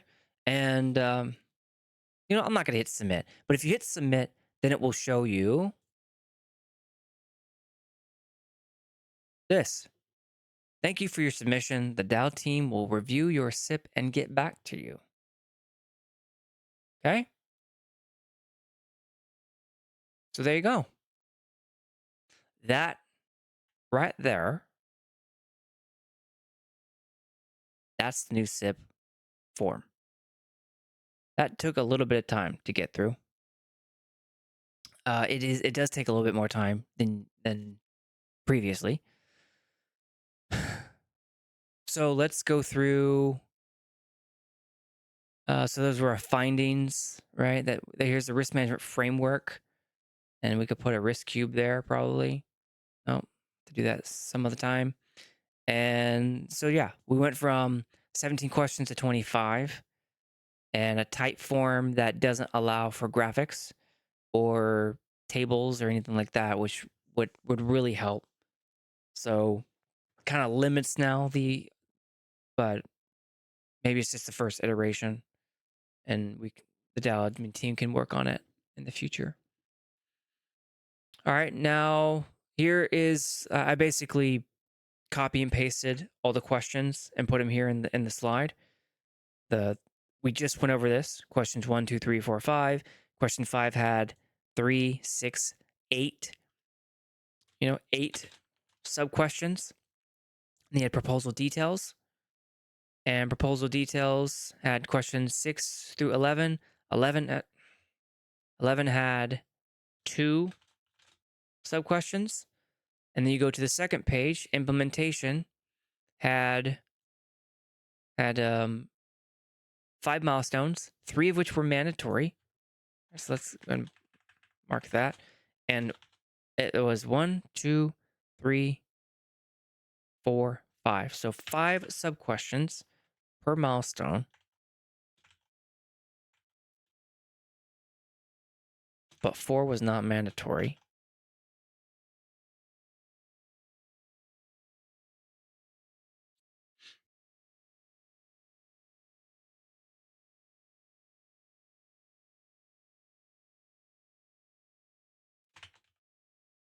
Yeah, there we go. Let's do that. Let's make that. So we can make that way easier now. So they all had 5 questions, but only 1 through 3 were mandatory. And then the team, all of them they were all normal questions, but additional resources was mandatory as well. And then that this right here. So that was 8 questions. And then this one had 2 questions. All right, cool. So there we are. Thank you for your submission. Sandbox DAO team using the type form. Questions 1 through 25. All right. So we're almost at the end now. If we were to draw out some stats, which I did, to try and quantify the differences, here's what it looks like. So the new SIP process, it changed the open system to an invite system. It increased 5 steps to 8 steps. It increased about 150 days timeline to a 270. It reduced 9 budgets to 4. It reduced the 15.5 total SIP pool down to 7.4 million. That's the 52% deduction. And went from 1 SIP tier to 3 SIP tiers, and that's based on the 50,000, the 200,000, right? And the milestones were different. And then increased a 17 question template to a 25 question type form. So those are the quantifiable differences between the old process and the new. So the old process, which began in May, was that 5-step process. We went over that. And then the new process, which replaced it this month in October, is now 8 steps, going from submit your SIP to SIP ideas, go through the submission form process, receive your DAO admin team review, special counsel recommendation, then you refine and review your SIP, although probably for the second time, and then SIP public discussion after that, which is your 14-day period on the DAO forums. Then it goes to vote for 14 days. Then you go into SIP implementation if your SIP is approved by the community. And there we go. We went from went from an open system to an invite system. Invite the members of the DAO admin team invites to propose.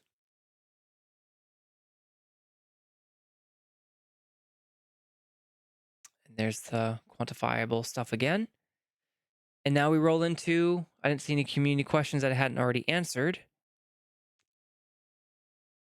And I don't have any additional open topics, although I do want to, there were a number of considerations for the DAO, for SIP authors and business people to pay close attention to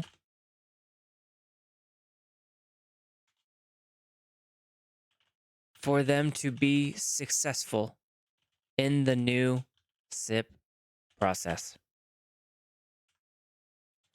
Many things changed and new rules were added.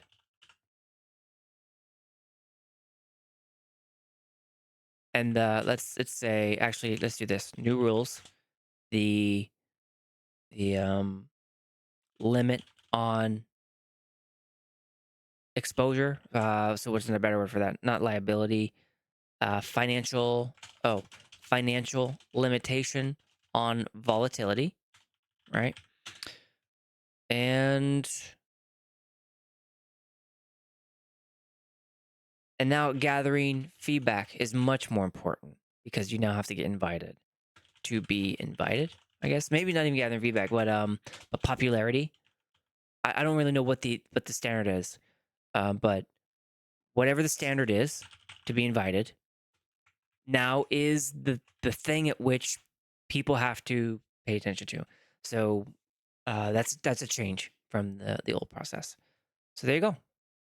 So if you're a business person, you now have to contend with the new process and the new rules and figure out how to be successful in it. And that's all we have. So future episodes.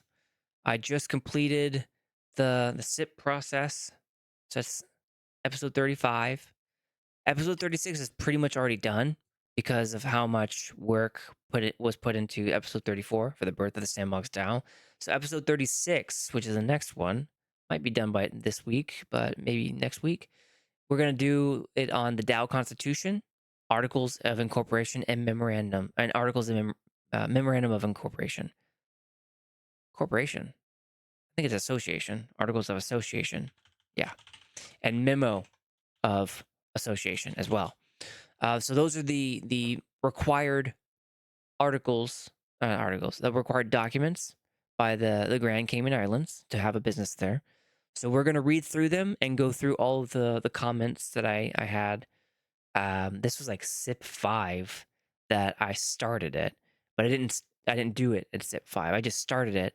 I had some podcast streams, unofficial, that went through all this, and now I'm actually done with it to where I can present it, and I have the benefit of 35 episodes to make it better. So we're gonna do that next, and then closely followed by a follow up of Magic Palette with Pepe. He's got some new things to share, and then I think I'll start my Sandbox ecosystem mini series. I'm really looking forward to that because it'll be like a kind of a deep dive into each sub ecosystem for the DAO, the creators, the market, and the gamers. And I think for the creators, now I'm still gonna do another episode for say 2024 December. I'm gonna do the business of the Sandbox creators, right? The business of being a Sandbox creator. There we go. That's what it's probably gonna be.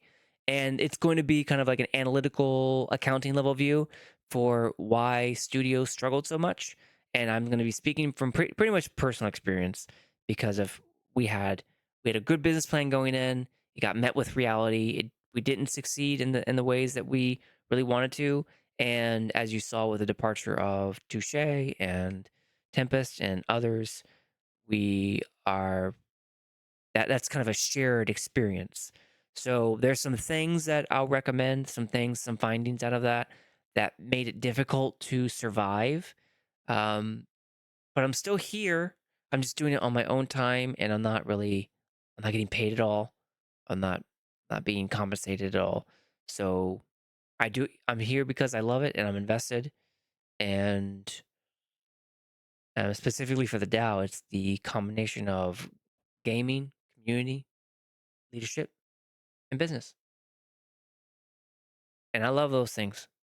So here I am. For our spaces,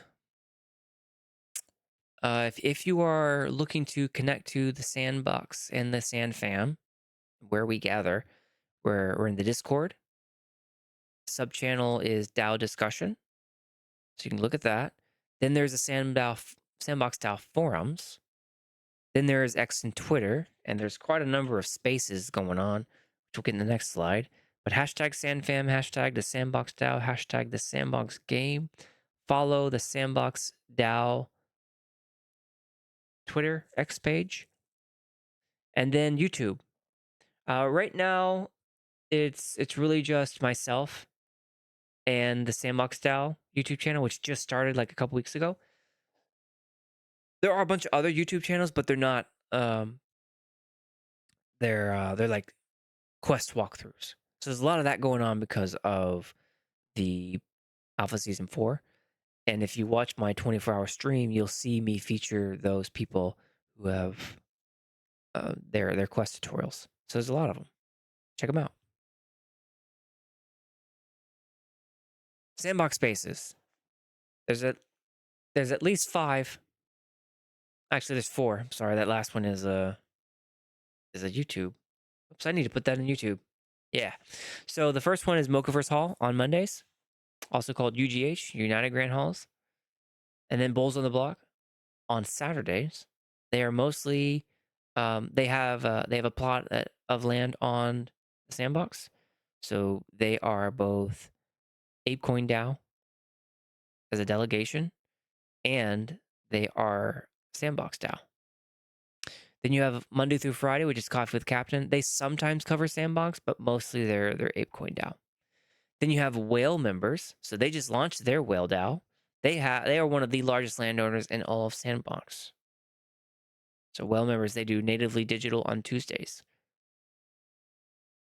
And then SandFam Cafe is a YouTube channel. In fact, I need to put that in the other one.